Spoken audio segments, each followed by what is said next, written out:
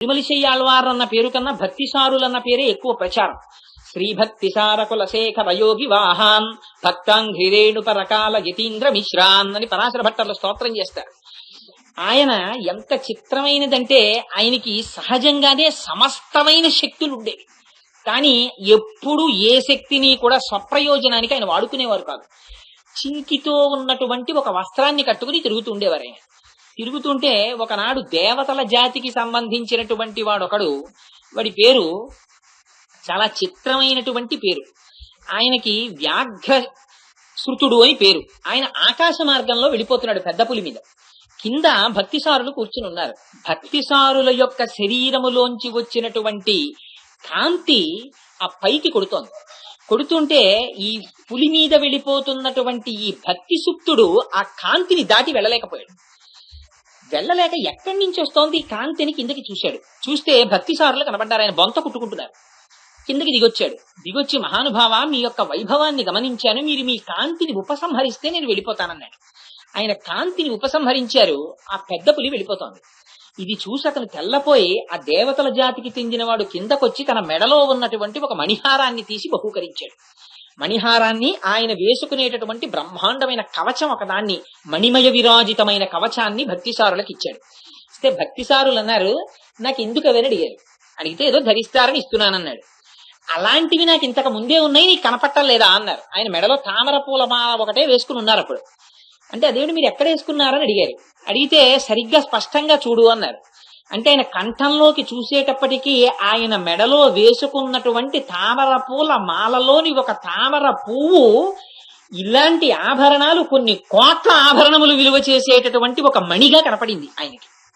చూసి ఆ వ్యాఘ్రసుక్తుడు, ఈయన మహానుభావుడు, కారణజన్ముడు అని ఆయనకి సాష్టాంగ నమస్కారం చేసి వెళ్ళిపోయారు.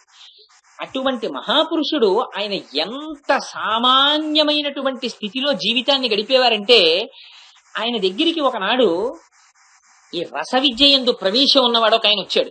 వచ్చి, అయ్యో పాపం, మీరు చాలా దరిద్రం అనుభవిస్తున్నారు, అందుకని చెప్పి నా దగ్గర ఒక గుళిక ఒకటి ఉంది, గుళిక తీసుకోండి, దీన్ని ఏదైనా ఇనప వస్తువుకి తగిలిస్తే అది బంగారంగా మారిపోతుంది, మీరు ఆ బంగారం వాడుకోవచ్చు అన్నాడు. అలాగా అని ఆ భక్తిసారులు ఆ గుళికని తీసుకుని అక్కడ పెట్టి అన్నారు, నీకు నేను ఒకటి ఇస్తాను, తీసుకో అన్నారు. ఏమిస్తారన్నాడు. తన ఒంటి మీద నలిపి ఇలాగా కొంచెం మట్టి తీసి ముద్ద చేసి ఆయన చేతిలో పెట్టి, నువ్విచ్చిన గుళిక తీసుకువెళ్ళి ఏదైనా ఒక ఇనప వస్తువుకి తగిలిస్తే కదా బంగారం అవుతుంది, నేనిచ్చినటువంటి ఈ మట్టి ముద్ద తీసుకెళ్లి ఏదైనా ఒక మట్టికి తగిలిస్తే ఆ మట్టి బంగారం అవుతుంది, తగిలించుకోమన్నాడు. అంటే ఆయన ఎంత ఆశ కలిగిన వాడో చూడండి. ఒక పెద్ద కొండకి తీసుకెళ్లి తగిలించాడు, అది స్వర్ణపర్వతం అయిపోయింది. ఆవిడ్ని లేపి మాతో పంపించు. నువ్వు ఎందుకని నిద్రలేచి మాతో రావడం లేదు? నీకేమైనా మూగతనమా, చిముడా, ఏమైనా లేకపోతే జడత్వమా? నిన్ను ఎవరైనా మాతో కలియకుండా అదిమి పట్టి ఉన్నారా? వైకుంఠ, మాధవ, మాయావి అనేటటువంటి 3 నామములను పలికి, ఓ అత్త, నీ కుమార్తెని నిద్రలేపి మాకు ఆవిడికి మధ్యలో ప్రతిబంధకముగా ఉన్నటువంటి ఆ తలుపులకు అడ్డముగా ఉన్న మణికవాటమును ఆమెయే తీసి మాతో కలిసేటట్టుగా అనుగ్రహించు అని ఈ పాశురంలో విజ్ఞాపన చేస్తారు. ఈ పాశురంలో అమ్మవారు చెప్తున్నటువంటి ఆళ్వార్, ఆయన పేరు భక్తిసారులు. ఆ భక్తిసారుల యొక్క జన్మమే చాలా విచిత్రమైనటువంటి జన్మ. గతంలో 3 స్వామివారి పనుపున వచ్చినటువంటి ఆయుధములలోని మొట్టమొదటిది శంఖము, గద, ఖడ్గము వచ్చాయి. ఇప్పుడు సుదర్శన చక్రం. సుదర్శన చక్రమే భక్తిసారులుగా వచ్చింది. ఎందుచేత అంటే పూర్వం భృగు వంశంలో జన్మించినటువంటి ఆ భృగు అనేటటువంటి మహర్షి, భార్గవ మహర్షి, కూర్చుని తపస్సు చేసుకుంటున్నారు. తపస్సు చేసుకుంటుంటే ఆ తపస్సుని పాడు చెయ్యాలని విశ్వప్రయత్నం చేశాడు ఇంద్రుడు. విశ్వప్రయత్నం చేసి ఆ తపస్సుని పాడు చెయ్యలేక కనకాంగి అనేటటువంటి ఒక దేవకాంతని పంపించారు. పంపిస్తే ఆ దేవకాంత చేత మనసు చెడినటువంటి భృగువు ఆమెతో సంగమించాడు. సంగమిస్తే ఆ కనకాంగికి కొంతకాలమునకు గర్భము ధరించింది. ఆవిడికి పిల్లవాడు పుట్టలేదు. మట్టి గడ్డ వంటి ఒక మాంసఖండం ఒకటి పుట్టింది. పుట్టిన తర్వాత ఆ మాంసఖండాన్ని అక్కడ విడిచిపెట్టి ఆవిడ వెళ్ళిపోయింది. భృగువు కూడా అయ్యో నేనేమిటి ఇంత లౌకికమైనటువంటి కామమునకు వశుడనైపోయానని కావేరీ నదిలో స్నానం చేసి మళ్ళీ తపస్సుకి ఉపక్రమించాడు. ఆ మట్టి గడ్డ లాంటి మాంసపిండం అలా పడి ఉండిపోయింది. అది వాయువు చేత పోషింపబడింది. పోషింపబడిన కొంతకాలానికి చంటిబిడ్డడైంది. అయి ఆ పిల్లవాడు ఏడుస్తున్నాడు. ఏడుస్తుంటే సాక్షాత్తుగా మంగతాయారని పేరు కలిగినటువంటి అమ్మవారితో కూడినటువంటి శ్రీ మహావిష్ణువు బయలుదేరి వచ్చారు. వచ్చి పిల్లవాడు ఏడుస్తున్నాడు, వీడు కారణజన్ముడు, సుదర్శన చక్రము అంశగా వచ్చిన వారు, అందుచేత ఈయనకి పాలిమ్మన్నారు. అంటే ఆనాడు లక్ష్మీదేవి స్వయంగా స్తన్యం ఇచ్చింది. ఆ పాలు తాగిన తరువాత ఇంకా ఎన్నడూ ఏడవలేదుట, ఎన్నడూ పాలు తాగలేదుట. ఆ పిల్లవాడు అక్కడే పడి ఉండేవారు. ఉంటుంటే ఆ చుట్టుపక్కల ఉండేటటువంటి ఒక మేదరాయన ఈ పిల్లవాడిని పెంచుకున్నారు. పెంచుకుంటే ఆయన భార్య ఈయనకి, ఆవిడ పేరు కనకవల్లి. ఆ కనకవల్లి అనేటటువంటి ఆవిడ స్తన్యం ఇవ్వడానికి ప్రయత్నించింది. ఈయన పాలు తాగేవారు కాదు, శుష్కించిపోతున్నాడు రోజు రోజుకి. ఏమిటి పిల్లవాడు ఇలా శుష్కించిపోతున్నాడని బెంగపెట్టుకున్నారు. కానీ ఆ పిల్లవాడు మాత్రం చాలా బ్రాహ్మీ తేజస్సుతో పెరుగుతుండేవాడు. ఇలా ఉండగా ఒకనాడు అందరికన్నా చిట్ట చివరి స్థితిలో జన్మించినటువంటి ఒకటి తన భార్యతో కలిసి వచ్చాడు. వచ్చి భగవంతుడికి ఈ భేదాలు ఉండవు. వృషద్విచిత్రతల్పయో భుజంగమౌక్తికస్రజో గరిష్టరత్నలోష్టయో సుహృద్విపక్షపక్షయో తృణారవింద చక్షుషో ప్రజామహీ మహేంద్రయో సమప్రవర్తయన్మన కదా సదాశివం భజే అని ఆయనకి ఏ భేదము ఉండదు. అందుకని ఆయన ఏం చేశారంటే ఆవిడ యొక్క పాలు తాగారు. తాగేసరికి ఆ వచ్చినటువంటి వాళ్ళిద్దరూ కూడా నవయవ్వనంతో కూడుకున్నటువంటి వాళ్ళైపోయారు. అప్పుడు ఆ పిల్లవాడు సామాన్యుడు కాడని తెలిసిందే ఆ మేదరికి ఆయన భార్యకి. సరే, ఆ పిల్లవాడిని పెంచి పెద్ద చేశారు. ఆయన మహాపండితుడు, గొప్ప జ్ఞాని అయ్యారు.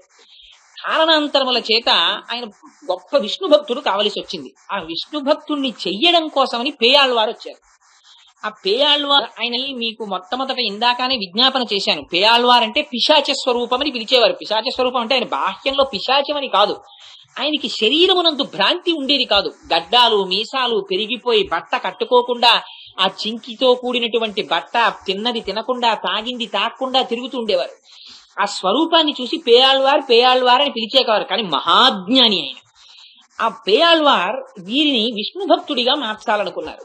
కారణాంతరముల చేత ప్రయోజనం బహుశః ఒకే పరమాత్మ స్వరూపాన్ని, ఆ విష్ణు భక్తిని ప్రచారం చెయ్యడం అయి ఉండుండవచ్చు. అందుకని ఆ పేయాళ్వారు వారు వచ్చి, ఈయన ఎప్పుడూ కూడా పేయాళ్వారు చూసేవారు కాదు. ఈ పుట్టినటువంటి పిల్లవాడు ఈయన్ని తిరుమలి చెయ్యాళ్వారని పిలుస్తారు. ఈయన చూడకపోతే ఏమిటి అసలు ఆయన నా వంక చూస్తే కదా నేను ఆయన్ని విష్ణు భక్తుడిగా మార్చడం అని చూస్తుండేవారు. ఎలాగైనా ఈయన తన వంక చూసేటట్టుగా చెయ్యడం కోసమని ఈయన్ని చూసినప్పుడల్లా ఆయన అనేవారు, నువ్వు పిచ్చాడివి అంటుండేవారు. అందుకని ఒక రోజున చెట్లు పట్టుకొచ్చారు. ఏకంగా పేయాళ్వారు తీసుకొచ్చిన మొక్కలు కావు, కొంచెం పెరిగినటువంటి పెద్ద పెద్ద చెట్లు పట్టుకొచ్చారు. పట్టుకొచ్చి ఈ తిరుమలి చెయ్యాళ్వారు ఉన్నటువంటి ఆశ్రమం పక్కన ఒక పూల తోట ఒకటి ఏర్పాటు చేసి అందులో ఆ చెట్లని తిరగేసి పాతడం మొదలెట్టారు. అంటే కొమ్మల్ని భూమిలోకి పెట్టి వేళ్లని పైకి పెట్టి పాతున్నారు. బాగా చిల్లులున్న కుండ ఒకటి చేత్తో పట్టుకుని సముద్రానికి వెళ్లి నీళ్లెట్టుకొచ్చేవారు. సముద్రంలో నీళ్లు ఉప్పుకయ్య, చిల్లుల కుండ, అందులో నీళ్లెట్టుకొచ్చి తిరగేసి పాతిన మొక్కలకా నీళ్లు పోస్తుండేవారు. ఇది చూసి ఎంత మాట్లాడద్దనుకున్నప్పటికీ కూడా తిరుమల చెయ్యాళ్వార్కి ఆశ్చర్యం వేసింది. ఏమిట్రా చెట్లు పట్టుకొచ్చి తిరగేసి పాతాడు, చిల్లుకుండట్టుకుని సముద్రానికి ఎడతాడు, ఆ నీళ్లట్టుకొచ్చి మొక్కకు వస్తుంటాడు, అసలు ఏమిట్రా ఈయన ఆశ్చర్యం అని ఒక రోజున అడిగాడు. ఏరా నీకు మామూలు పిచ్చి అనుకున్నాను, ఏమిట్రా నువ్వు చేసే పని అని అడిగాడు. అడిగితే ఆయన అన్నాడు, నీకన్నా పెద్ద పిచ్చి నాకేం లేదండి. అంటే అదేం అంత మాట అన్నావు అన్నాడు. అంటే జగత్కారణమైనటువంటి శ్రీ మహావిష్ణువుని విడిచిపెట్టి తిరుగుతున్నావు నువ్వు అని ఇద్దరి మధ్య పెద్ద సంవాదం జరిగింది. జరిగిన తరువాత శ్రీ మహావిష్ణువు ఆయనకి ఆ తిరుమల చెయ్యాళ్వారు వారికి వాళ్ళిద్దరి మధ్యలో బ్రహ్మాండమైనటువంటి విశ్వరూప సందర్శనాన్ని ఇచ్చారు. కృష్ణ పరమాత్మ అర్జునుడికి ఎటువంటి విశ్వరూప సందర్శనం అయిందో అటువంటి విశ్వరూప సందర్శనం అయింది.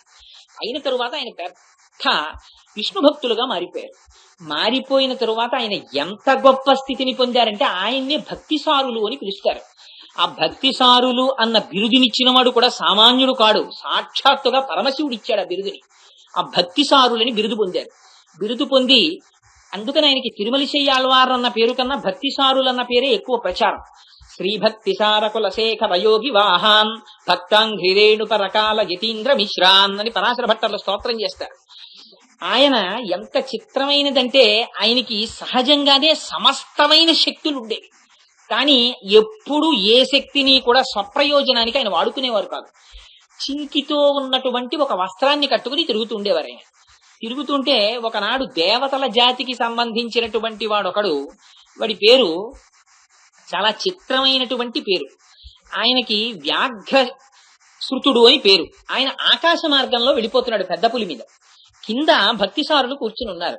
భక్తిసారుల యొక్క శరీరములోంచి వచ్చినటువంటి కాంతి ఆ పైకి కొడుతోంది. కొడుతుంటే ఈ పులి మీద వెళ్ళిపోతున్నటువంటి ఈ భక్తి సుప్తుడు ఆ కాంతిని దాటి వెళ్ళలేకపోయాడు. వెళ్ళలేక ఎక్కడి నుంచి వస్తోంది ఈ కాంతిని కిందకి చూశాడు. చూస్తే భక్తిసారులు కనబడ్డారు. ఆయన బొంత కుట్టుకుంటున్నారు.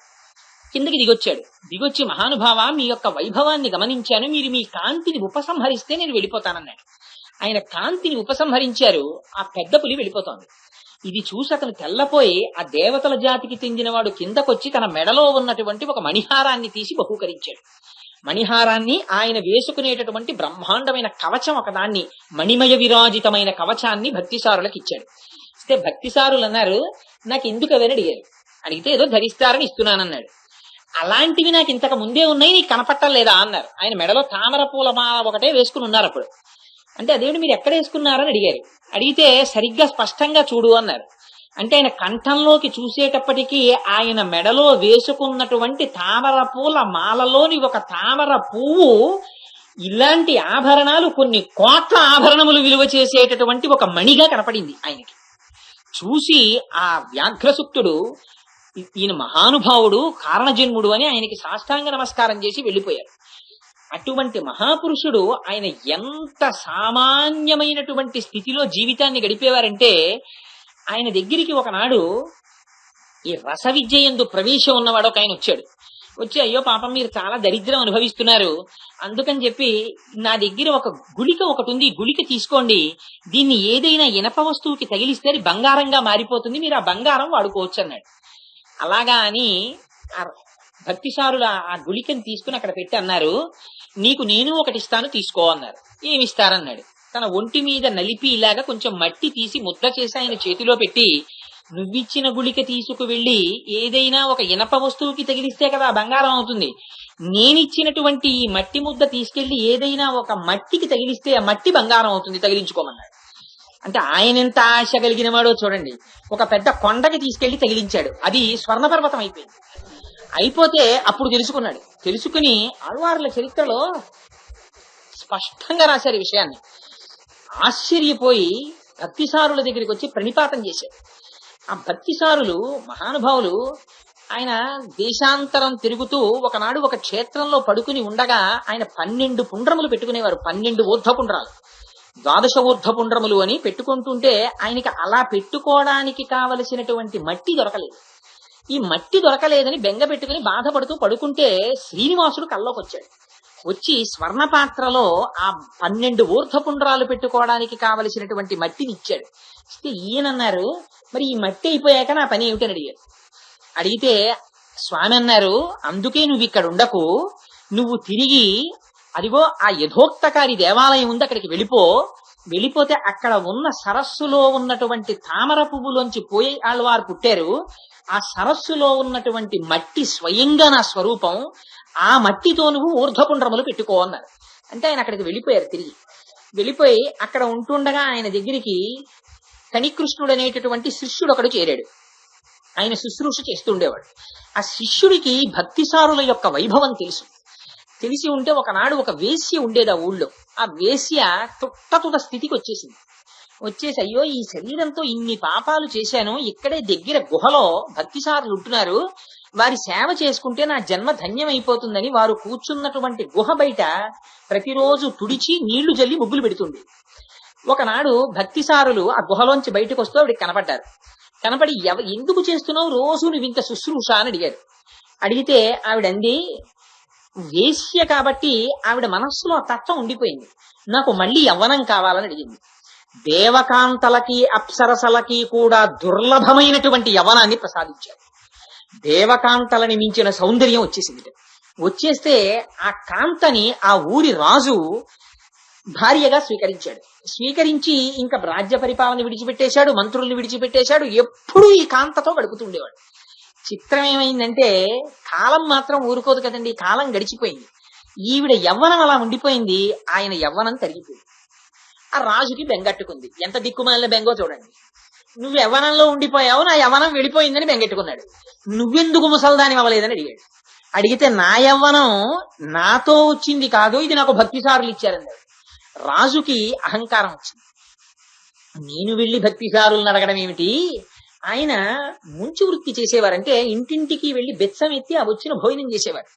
ఆయన ఎంతటి మహానుభావుడంటే ఆయన మేదనుల కుటుంబంలో పెరగడంతో ఆయన బ్రాహ్మణుడు కాడు అని లోకానికి ఏముంది? లోకానికి భక్తి కాదు కావలసింది, పై మిరుగులు కావాలి. అందుకని ఆయన వెడుతుంటే బ్రాహ్మణులు కూర్చుని వేదం చెప్పుకుంటుంటే ఈయన వస్తున్నారు. మేదరివాడు వస్తున్నాడు, వేదం చెప్పడం ఏమిటని వాళ్ళు ఊరుకున్నారు. ఆయన వెళ్ళిపోయారు దాటి. వీళ్ళకి ఎక్కడి వరకు చెప్పారో మర్చిపోయారు. వేదం ఇక జ్ఞాపకం రాలేదు. అప్పుడు గుర్తొచ్చింది, వెళ్ళినవాడు సామాన్యుడు కాడరా, ఆయన వస్తూ ఉంటే ఆయన బ్రాహ్మీ తేజస్సు చూసి కూడా మేదరివాడని వేదం చెప్పడం మానేశాం, పదండి ఆయన వెనకాతల. అసలు పరమేశ్వరుని యొక్క అనుగ్రహం ఎప్పుడు అలాంటి వాళ్ళ దగ్గరే ఉంటుంది. ఆయన్ని నమ్ముకోవడం ప్రధానం గాని బాహ్య పటాటోపాలన్నీ పరమేశ్వరుడే. దిక్కుమాలిన శరీరమే ఉండదు, దీని మీద పటోటోపాలు ఆయనకి కావాలా? ఇవి కాదు, లోపలది ఆయనకి కావాలి. ఇక్కడ సరుకు చూస్తాడు ఆయన. అందుకని వీళ్ళప్పుడు ఆయన వెంట పరిగెడితే వీళ్ళు వస్తున్నారని బుద్ధి చెప్పాలని ఆయన తొందరగా నడిచేయడం మొదలెట్టారు. వీళ్ళు ఆయాసపడుతూ పరిగెత్తి ఆయన దగ్గరికి వెళ్ళారు. పాప ఆయన గమనించాడు, పోన్లేరా బ్రాహ్మణులు వేదం మర్చిపోయి ఇంత పరిగెత్తుకు వస్తున్నారని. వాళ్ళు ఏ పన్నం దగ్గర మర్చిపోయారో ఆ పన్నాన్ని జ్ఞాపకం చేయడానికి ఓ వడ్డు గింజని తీసి చీల్చి చూపించారు. ఆ పన్నంలో, ఆ మంత్రంలో ఆ వడ్డు గింజ పైన ఉండేటటువంటి పొరని చీల్చినప్పుడు లోపల ఉండేటటువంటి గింజ రూపంగా సమస్త జగత్తునందు బీజరూపుడై పరమాత్మ ఉన్నాడన్న విషయాన్ని ఆవిష్కరిస్తుంది ఆ మంత్రం. అప్పుడు జ్ఞాపకానికి వచ్చింది వాళ్ళకి. ఆయన కారణ జన్ముడని ఆయనకి సాష్టాంగ నమస్కారం చేసి మళ్ళీ ఆ వేదాన్ని పూర్తి చేశారు. అంతటి మహానుభావుడు కనుక ఆయన గుహలో ఉన్నారు. ఆయన అనుగ్రహం చేత నేను యవ్వనం పొందానని ఈ వేశ్య రాజుకు చెప్పింది. ఆ రాజు అహంకారం, నేను రాజునని కబురు చేశాడు. ఆ శిష్యుడిని తీసుకురమ్మని. శిష్యుడు వచ్చాడు, కనికృష్ణుడు. ఏమి కావాలని అడిగాడు. అడిగితే మీ గురువు గారిని ఒకసారి తీసుకురా అన్నాడు. ఇది చాలా మంది దగ్గర ఉంటుంది, నేను దగ్గర చూశాను. మనం వాళ్ళ ఇంటికి వెళ్ళి అడగడం ఏంటండి అని ఫోన్లో పెద్ద పెద్దల్ని కూడా, నా బోటిగాడిని అయితే నేను నా గురించో నా బోటివాడి గురించో నేను చెప్పట్లేదు, మహాపురుషుల విషయంలో కూడా ఇది ఉంటుంది. ఎందుకు ఈ మాట నేను చెప్తున్నానో తెలుసా అండి? నేను విశాఖపట్నం ఆంధ్ర బ్యాంక్ లో పనిచేసేటప్పుడు ఎలమంచెల్లో శ్రీభాష్యం అప్పలాచార్య స్వామి వారు రామాయణాన్ని ఇలా గుండెల దగ్గర అదిమి పట్టుకుని సిటీ బస్సులో వచ్చి వాల్టేర్ రైల్వే స్టేషన్ లో దిగి సింహాద్రి ఎక్స్ప్రెస్ ఎక్కి ఎలమంచెల్లో దిగి కాలినడకన వెళ్లి రామాయణం చెప్పడం నాకు తెలుసు. నేను ఆంధ్ర బ్యాంక్ కెడితే ఆయన పక్కన రైల్వే సీట్ లో కూర్చోనేవారు. నాకు ఎందుకు ఆయన పక్కన సమానంగా కూర్చోవడం ఇష్టం ఉండేది కాదు. సరే రైలు సీట్ ఆయనకి ఎత్తు, నాకు పల్లం ఎలా చేస్తాను? అలా చేయడం కుదరదు కదా, ఎదురు కూర్చునేవాడిని. ఏం స్వామి మీరు ఇక్కడికి, మీకు ఏమైనా వెహికల్ కూడా రాదా మిమ్మల్ని తీసుకెళ్ళడానికి అని అడిగితే, వెహికల్ ఎందుకో కోటేశ్వరరావు, ఇదే వెహికల్ కదా, రామకథ చెప్పమని వాళ్ళు అడగడమే పుణ్యం, వెళ్ళి చెప్తున్నాను, వాళ్ళు రాకపోతే నేనే పెడతానని. చూడండి, ఓసారి ఫోన్ చేస్తే ఆయన వచ్చి చెప్తారులేండి, పెద్ద వెళ్ళి ఏం అడగక్కర్లేదు. యువతల వాడి వినయం అవతల వాళ్ళు అర్థం చేసుకోవడం కూడా కష్టం. అందుకని భక్తిసారుల గౌరవం రాజుకేం తెలుస్తుంది? శిష్యుణ్ణి పిలిపించి మీ గురువుగారిని తీసుకురమ్మన్నాడు. ఆయన అన్నాడు, నువ్వు పిలిస్తే మా గురువుగారు ఎందుకు వస్తారన్నాడు. అంటే మీ గురువుగారు ఏదో మా ఆవిడికి చాలా యవ్వనం ఇచ్చారట, నువ్వు ఇస్తావా అన్నారు. అంటే నేను ఇవ్వగలనో ఇవ్వలేనో కానీ అది కుదరదన్నారు. అంటే పోనీ నా మీద నువ్వు కవిత్వం చెప్పన్నారు. అంటే ఆయన అన్నాడు, నీ మీద నేను కవిత్వం చెప్పడం ఏమిటయ్యా, నా నాలుక భగవంతుణ్ణి స్తోత్రం చేస్తుంది కానీ నరస్తుతి నా నాలుక చేయదన్నారు.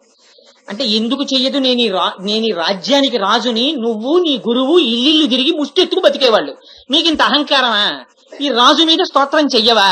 చెయ్యకపోతే ఏం చేస్తానో తెలుసా అన్నారు. నువ్వేదో చేసేదానికి శరీరం భయపడుతుందేమో కానీ నాలుక మాత్రం స్తోత్రం చేయడం. అంటే వెంటనే రాజన్నాడు, నువ్వు ఈ రాజ్యం నుంచి బహిష్కరిస్తున్నాను, వెళ్ళిపోమన్నాడు. అలాగే వెళ్ళిపోతాను అని ఆయన గబగబా వచ్చి తన మూట ముల్లే సర్దుకుని వెళ్ళిపోతున్నాడు. భక్తిసారులు అడిగారు, ఎక్కడికి వెళ్ళిపోతున్నావు రా అన్నారు. అంటే మహాప్రభు మిమ్మల్ని తీసుకురమ్మన్నాడు, తీసుకురానన్నాను, నన్ను వెళ్ళిపోమన్నాడు, ఊర్లోంచి రాజ్య బహిష్కారం విధించాడు, వెళ్ళిపోతున్నాను అన్నారు. నువ్వు లేనప్పుడు నేనెందుకురా, నేను వచ్చేస్తున్నాను పదని ఈ చింకి మూటల గుడ్డలన్నీ మూట కట్టుకుని ఈయన ఒళ్ళో ఈ చంకలో పెట్టుకుని ఈయన బయలుదేరారు. అక్కడే ఆలయంలో స్వామివారు శేషశయ్య మీద పడుకుని ఉన్నారు. శ్రీదేవి భూదేవి పాదాల దగ్గర కూర్చుని కాళ్ళు ఒత్తుతున్నారు. లక్ష్మీ మహీతద నిరూప నిజానుభావ నీలాది దివ్య మహిషీకర పల్లవానాం ఆరుణ్య సంక్రమణత కిలసాంధ్ర రాగౌ శ్రీ వెంకటేశ చరణౌ శరణం ప్రపద్యే. స్వామివారు రెండు పాదాలు జాపితే ఒక్కదాన్ని ఒక్క కాలు పట్టడమా అని తానే నీలాదేవి, తానే లక్ష్మీదేవి, తానే భూదేవి అయి రెండు పక్కలా నిలబడి ఆయన పాదములు ఒత్తుతుంటే, అసలే ఎర్రని చేతులు పాదముల మీద ఒత్తుకుంటే ఆ వేళ్ల మధ్యలోంచి వచ్చేటటువంటి ఎర్రని కాంతి నల్లని స్వామి పాదముల మీద పరావర్తనం చెందితే అటువంటి కాంతితో కూడిన పాదములను మేము శరణాగతి చేస్తున్నామంటారు. అలా శ్రీదేవి భూదేవి దేవాలయంలో స్వామివారికి పాదాలు ఒత్తుతున్నారు. ఏదో అచ్చట్లు ముచ్చట్లు మాట్లాడుకుంటున్నారు శ్రీమన్నారాయణుడు దేవేరులు. ఈయన వచ్చారు పాపం భక్తిసారులు. ఏమాయ్ పడుకున్నావు కానీ మమ్మల్ని వెళ్ళిపోమన్నారు, ఈ ఊళ్ళోంచి మేము వెళ్ళిపోతున్నాం, మేము వెళ్ళిపోయాక నీకేం పని, నువ్వు ఉంటావా వచ్చేస్తావా అన్నారు. మీరు వెళ్ళిపోతే నాకేం పని, నేను వచ్చేస్తున్నానని ఆయన ఏం చేశారు, వెళ్ళిపోతూ చూడండి అర్జెంట్ గా పడుకుంటాడు హాయిగా. పూర్వం బెడ్డింగ్లను ఉండేవి, బెత్త మీద వేసుకు పడుకునేవాళ్ళు. పడుకుంటే మంచి నిద్ర పట్టేస్తే, సార్ మీరు సికింద్రాబాదే కదా, వచ్చేసిందండి సికింద్రాబాద్ స్టేషన్ అని పెట్టేట్టు దీపోతుంటే వాడు దీపోతూ గవ్వ బెడ్డింగ్ చుట్టేసుకుంటాడు. అలా అమ్మో భక్తిసారులు వెళ్ళిపోతున్నట్ట, కనికృష్ణుడు వెళ్ళిపోతున్నట్ట, మనం ఎందుకు ఇక్కడ, శ్రీదేవి భూదేవి లేవండని ఈయన గబగబా బెడ్డింగ్ చుట్టేశాడు శేషసాయిని. చుట్టేసి దాన్ని సంకలో పెట్టుకున్నాడు. మళ్ళీ ఏమో వాళ్ళు ఎక్కడ ఆగుతారో, అక్కడ పరుపు ఉంటుందో ఉండదో, రామావతారంలో అంటే పడుకున్నాను కానీ ఇంకా అస్తమానం ఇదే పనే అని బెడ్డింగ్ సంకలో పెట్టుకుని ఈయన బయలుదేరాడు. ఈయన పక్కన లక్ష్మీ భూదేవి శ్రీదేవి చక్కగా రహదారి వెంట ఇలా వెళ్ళిపోతూ ఇద్దరు మాట్లాడుకుంటూ, ఆ రోజుల్లో అజామీలుడు ఎలా ఉండేవాడు, ఆ కుచేలుడి భక్తి, ఆ ప్రహ్లాదుడి భక్తి, శ్రీదేవి చూసావా ఏమిటో ఈ రోజుల్లో రాజులు ఇలా తయారయ్యారు, అంతేలే కలియుగం అని మాట్లాడుకుంటూ చక్కగా ముగ్గురు వెళ్ళిపోతున్నారు. దేవాలయాల్లో మిగిలిన దేవతలందరూ చూశారు శ్రీమన్నారాయణుడు ఆ శ్రీదేవి భూదేవి వెళ్ళిపోతున్నారు, ఇంకా మనం ఎందుకు ఈ ఊళ్ళోనని వాళ్ళు కూడా లేచి వాళ్ళు బయలుదేరారు. తన వెంటన్సరి లచ్చి వెంట నవరోధ వ్రాతమున్ దాని వెనుక పక్షీంద్రుడు అని చెప్పి వీళ్ళందరూ వెళ్ళిపోయినట్టుగా ఆ ముందు కనికృష్ణుడు వెళ్ళిపోతున్నాడు, వెనక భక్తిసారులు వెళ్ళిపోతున్నారు, ఆ వెనకాతల స్వామివారు వెళ్ళిపోతున్నారు, శ్రీదేవి భూదేవి వెళ్ళిపోతున్నారు, మిగిలినటువంటి దేవతలందరూ వెళ్ళిపోతున్నారు. అకాలంగా మబ్బులు పట్టేశాయి, అశుభాలు కనపడ్డాయి, నక్కల కోతలు వినపడ్డాయి. పరిగెత్తుకుంటూ ఊళ్ళో వాళ్ళు రాజు దగ్గరికి వెళ్ళారు. ఓర్ని మొహం ఇట్సా, నీకు ఇదేం అహంకారం రా, ఆయన వెళ్ళిపోమన్నావు కనికృష్ణుడిని, ఆయనతో పాటు గురువు వెంట స్వామి వెంట ఆయన నాంచారులు, ఆయన వెనకాతల దేవతలు అందరూ వెళ్ళిపోతున్నారు రా, వెళ్ళి ఆయన కాళ్ళు పట్టుకోమన్నారు. అంటే రాజు గబగబా వెళ్లి స్వామివారి పాదాల మీద పడ్డాడు. పడి, స్వామి వాళ్ళిద్దరు వెళ్ళిపోతే నీకేమిటి లోటు, ఈ ఊళ్ళో ప్రజలు లేరా, నీకు ఉపకారం చేసేవాళ్ళు లేరా, ఉపచారం చేసేవాళ్ళు లేరా, అర్చకులు లేరా, దేవాలయాలు లేవా, నీకేమిటి ఇబ్బంది, నీకు ధూప దీప నైవేద్యాలకి లోటా, ఉత్సవాలకి లోటా, మేమందరం ఉండగా ఏదో చింకి బొంతలు మూట కట్టుకున్నవాడు భక్తిసారుడును, ఆయన నమ్ముకున్నవాడు కనికృష్ణుడు, వాళ్ళిద్దరు వెళ్ళిపోతున్నారు, నువ్వు వెళ్ళిపోతున్నావు ఏంటి, నువ్వు పదగుళ్ళోకి, మేము నీకు ఉత్సవాలన్నీ చేస్తామని. అంటే ఆయన అన్నాడు, నీ మొహం ఈ ఆడంబరం ఈ ఐశ్వర్యం నీకు ఎక్కడి నుంచి వచ్చింది అనుకుంటామో, మా ఆవిడ చల్లగా చూడబట్టి, మా ఆవిడ నేను ఎక్కడుంటామో తెలిసా, నీలాంటి వాళ్ళ దగ్గర కాదు అలాంటి వాళ్ళు ఉన్న చోట ఉంటాం, వాళ్ళని పంపించేశాక నాకేం పనిరా ఈ ఊళ్ళో, అందుకని భక్తుల పాదాలు పట్టుకోవడం నేర్చుకోవాలి, అందుకని వాళ్ళు వెళ్ళిపోతే నేను ఎందుకుంటాను, నేను వెళ్ళిపోతున్నాను. అయితే మరి ఎలా ఉంటావు నువ్వు ఈ ఊళ్ళో అంటే, అదిగో భక్తిసారులు నడు, ఆయన ఉంటే ఉంటానన్నాడు. వెళ్ళి భక్తిసారుల కాళ్ళ మీద పడ్డాడు. మహాప్రభు వెనక్కి వచ్చేయండి, మీ గుహలో మీరు కూర్చోండి అన్నాడు. నేను వచ్చేస్తాను, నాకేం రాగద్వేషాలకి నేను అతీతుణ్ణి, అప్పుడు తిట్టేమని వెళ్ళిపోను, కుంగిపోను, ఇవాళ పొగిడేమని పొంగిపోను, అలాగే వచ్చి కూర్చుంటాను, నాదే పోయింది, ఎక్కడైతే ఉంది. కానీ మరి నా శిష్యుడు వెళ్ళిపోతున్నాడు, వాడిని పిలుచుకురా నేను వస్తానన్నాడు. ఆయన కాళ్ళ మీద వెళ్ళి పడ్డాడు. పెడితే సరే నీ తప్పు తెలుసుకున్నావు కదా, దానికి ఏమైంది పదని కనికృష్ణుడు బయలుదేరాడు. భక్తిసారులు బయలుదేరారు. స్వామి ఏమిటి ఇంకా నించున్నావు, వెళ్ళి మళ్ళీ నీ బెడ్డింగ్ వేసి పడుకో అన్నారు. అంటే మళ్ళీ ఈయన గబగబా వెళ్ళి వెళ్ళట్టట భక్తిసారులు, రండి శ్రీదేవి భూదేవి వెళ్ళిపోదాం, ఫోన్లే రాజుకు బుద్ధి వచ్చిందని మళ్ళీ కబుర్లు చెప్పుకుంటూ వెళ్ళి మళ్ళీ శేషసాయి పడుచుకుని మళ్ళీ పడుకున్నాడు ఆయన. మళ్ళీ వీళ్ళు కాళ్ళు ఒత్తుతున్నారు, మళ్ళీ దేవతలందరూ గుళ్ళల్లోకి వెళ్ళిపోయారు, గంటలు మోగే, మళ్ళీ మేఘాలు వెళ్ళిపోయి నక్కలు వెళ్ళిపోయి ఊళ్ళల్లోకి శుభంగా ఉన్నారు. ఆయన అంటే లేచిపోయినవాడు, పడుకో అంటే పడుకున్నవాడు కాబట్టి, ఆయన ఎలా చెప్తే అలా విన్నవాడు కాబట్టి ఆయనకి యథోక్తకారి అని పేరు వచ్చింది. అంతటి లీల చేసిన వారు భక్తిసారులంటే, అంతటి మహానుభావం. ఒకసారి కుంభకోణం వెళ్ళారు. కుంభకోణం వెడితే ఆయన ప్రదక్షిణం చేసి స్వామివారి దగ్గరికి ఆయన ఇలా పడుకుని ఉన్నారట. ఆ రంగనాథుళ్ళగా పడుకుని ఉంటే శేషసాయి మీద పడుకునున్నటువంటి స్వామిని చూసి, ఏమో నేను వస్తే కనీసం ఇలా లేచి ఓ భక్తిసారా నువ్వు వచ్చావా అని కూడా అడగట్లేదు, ఏం మందర పర్వతాన్ని వీపు మీద పెట్టి చిలికితే నడుము నొప్పొచ్చిందా, లేకపోతే 3 అడుగులతో ఆనాడు బలిచక్రవర్తి దగ్గర దానం పుచ్చుకుని కొలిస్తే కాళ్ళు నొప్పెట్టాయా, ఆదివరాహమూర్తివై భూమిని ఎత్తడం వల్ల మూపురం నొప్పెట్టిందా, ఏం కష్టం వచ్చింది, ఇవాళ నేను వస్తే కనీసం లేవట్లేదు పలకరించట్లేదు అన్నట్టు ఆయన. దీన్ని వేదాంత దేశికులు చేశారండి ఆ స్తోత్రాన్ని. నిజంగా నేను వేదాంత దేశికుల వారి మీద ప్రసంగం చేయడం కోసమని పుస్తకాలు చదివాను ఒకసారి. అప్పుడు ఆ స్తోత్రాలు చదివి నేను ఆశ్చర్యపోయాను నిజంగా. అప్పుడు స్వామి లేచి, అయ్యో అందుకు కాదయ్యా, నాకు నిన్ను చూడాలని తాపత్రయమే, గబగబా తల పైకెత్తి భక్తిసారుల్ని పలకరించి మాట్లాడాట. ఆనాడెత్తిన తల ఇప్పటి వరకు కుంభకోణంలో అలాగే ఉంటుంది స్వామివారిది. ఆ కుంభకోణంలోనే శరీరం విడిచిపెట్టేశారు. విడిచిపెట్టేసిన తర్వాత ఆ చక్రాంశ మళ్ళీ స్వామివారి చేతిలోకి సుదర్శనంగా వెళ్ళిపోయింది. ఆ సుదర్శన చక్రాంశలో పుట్టినటువంటి ఈ తిరుమలిసై ఆళ్వార్ అనగా భక్తిసారులు ఎంతటి కైంకర్య నిష్ట కలిగి ఇన్ని శక్తులు ఆయన దగ్గరకున్నా ఎప్పుడు ఆయన తనకి అని ఏది అనుభవించకుండా ఏమీ తెలియని వారిలా పడుకుని ఉండేవారు. అదిగో అటువంటి మహాస్థితిని పొందినటువంటి గోపికని నిద్రలేపుతోంది. బాహ్యమునందు గోపిక, ఆంతరమునందు భక్తిసారుల్ని పిలుస్తోంది వాళ్ళ అమ్మవారు. ఆయనకి నమస్కారం చేస్తోంది. అందుకని అంటుంది, శుద్ధమైనటువంటి 9 రకములైన మణుల చేత నిర్మింపబడిన మేడలో మెత్తని శయ్య మీద దీపముల కాంతిలో అగరు ధూపములో నిద్రపోతున్నటువంటి ఓ అత్త కూతురా నిద్రలే. ఈ పిలిచేటప్పుడు అత్త కూతురా అని పిలుస్తుంది. అంటే 9 రకములైనటువంటి శుద్ధమైన మణులంటే భగవంతుడితోటి భక్తుడు పెట్టుకునేటటువంటి అనేక రకములైన సంబంధములు. ఇవి సరే పితృపుత్ర భావనండి, లేకపోతే మీరు ఏ రకమైనటువంటి భావనలతో పిలవండి. ఇప్పుడు మళ్ళీ అన్ని భావాలేం వివరణ చెయ్యక్కర్లేదు. కానీ ఇన్ని రకాలైన భావాలంటే అసలు ఒక్క మాటలో చెప్పేశారు. త్వమేవ మాతా చ పితా త్వమేవ త్వమేవ బంధుస్య సఖా త్వమేవ త్వమేవ విద్యా ద్రవిణం త్వమేవ త్వమేవ సర్వం మమ దేవదేవ. ఆయన్ని నమ్ముకున్నవాడికి ఆయనే తల్లి, ఆయనే తండ్రి, ఆయనే బంధువు, ఆయనే స్నేహితుడు, ఆయనే ద్రవ్యం, ఆయనే ఆత్మ, ఆయనే రక్షకుడు, ఆయనే తనలో ఉండి కాపాడేవాడు, ఆయన ఆనందమే తన ఆనందం, అన్ని బంధాలు ఆయనతోటి. అందుకని వాళ్ళకి బాహ్యమునందు శరీరముతో అనుభవించవలసిన ఉండవు. ఎప్పుడు ఆ భగవంతుడితోటి సంబంధాన్ని ఊహించుకుని మనసులో పొంగిపోతూ ఉండిపోతారు. అందుకని 9 రకములైనటువంటి శుద్ధమైన మణులవి. శుద్ధమైన మణులంటే అందులో ఒకనాడు కూడా మలినము ప్రవేశించినవి కావు. సర్వకాలములయందు భగవంతుడితోటి పెట్టుకున్న సంబంధముతో కూడినటువంటి అనుభవముతో ఉన్నటువంటి స్థితి. అటువంటి స్థితిలో పడుకుని ఆ దీపముల మధ్యలో పడుకుంది. ఇది ఒక చిత్రమైన విషయం. రాత్రి పడుకుంటే ఉన్న దీపమే ఆర్పేస్తాం మనం. ఆర్పేసి ఏదో చిన్న దీపం ఉంటే చాలు, అబ్బో ఇంత లైట్ ఉంటే నాకు నిద్ర పట్టదండి అంటే కొంతమందికి ఒక చిత్రమైన అలవాటు ఉంటుంది. మాకు ఏమిటో ట్యూబ్ లైట్ వేసుకు పడుకోవడం అలవాటు అండి. నేను అలాంటి వాళ్ళ ఇంట్లో ఒకసారి పడుకున్నాను. వాళ్ళకి ట్యూబ్ లైట్ ఉంటే కానీ నిద్ర పట్టదు. కానీ మీకు లైట్ ఉంటే ఏమైనా ఇబ్బంది అన్నారు. ఏం మీరు లైట్ వేసుకు పడుకుంటారా అంటే మాకు ట్యూబ్ లైట్ వేసుకు పడుకోవడం అలవాటు అండి అన్నారు. పాపం ఉన్నది ఒకటే గది. నాకు లైట్ ఉంటే నిద్ర పట్టడం నాకు అలవాట్లేదు. కానీ నాకు లైట్ అలవాట్లేదండి అంటే నా కోసం తీసేస్తారు. అంటే వాళ్ళు 6 పడుకోరు. అందుకని అదే పర్వాలేదండి, నాకు ఏం లైట్ ఉందని పడుకుంటాను, ఏదో అలా అనకపోతే బాగుంటుందని అన్నాను. దానికి తోడు గంటలు కొట్టే గడియారం ఉంటుంది వాళ్ళ ఇంట్లో. 10 అయిందని ఠాంగ్ ఠాంగ్ ఠాంగ్ అని కొట్టేసేది.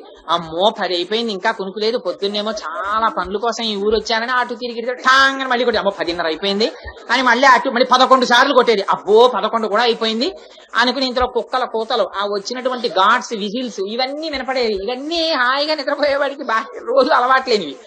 ఇవన్నీ ఏమిటో కుక్క అరుపు, ఏంట్రా ఇదంతా అనుకున్న 12 మాటలు ఠాంగ్ ఠాంగ్ ఠాంగ్ అని కొట్టేసేది. అబ్బో 12 కూడా అయిపోయింది. ఇలా సుప్రభాతం కూడా వినపడిపోయిన తర్వాత భలే నిద్ర పట్టిందండి అని లేచిపోవడం.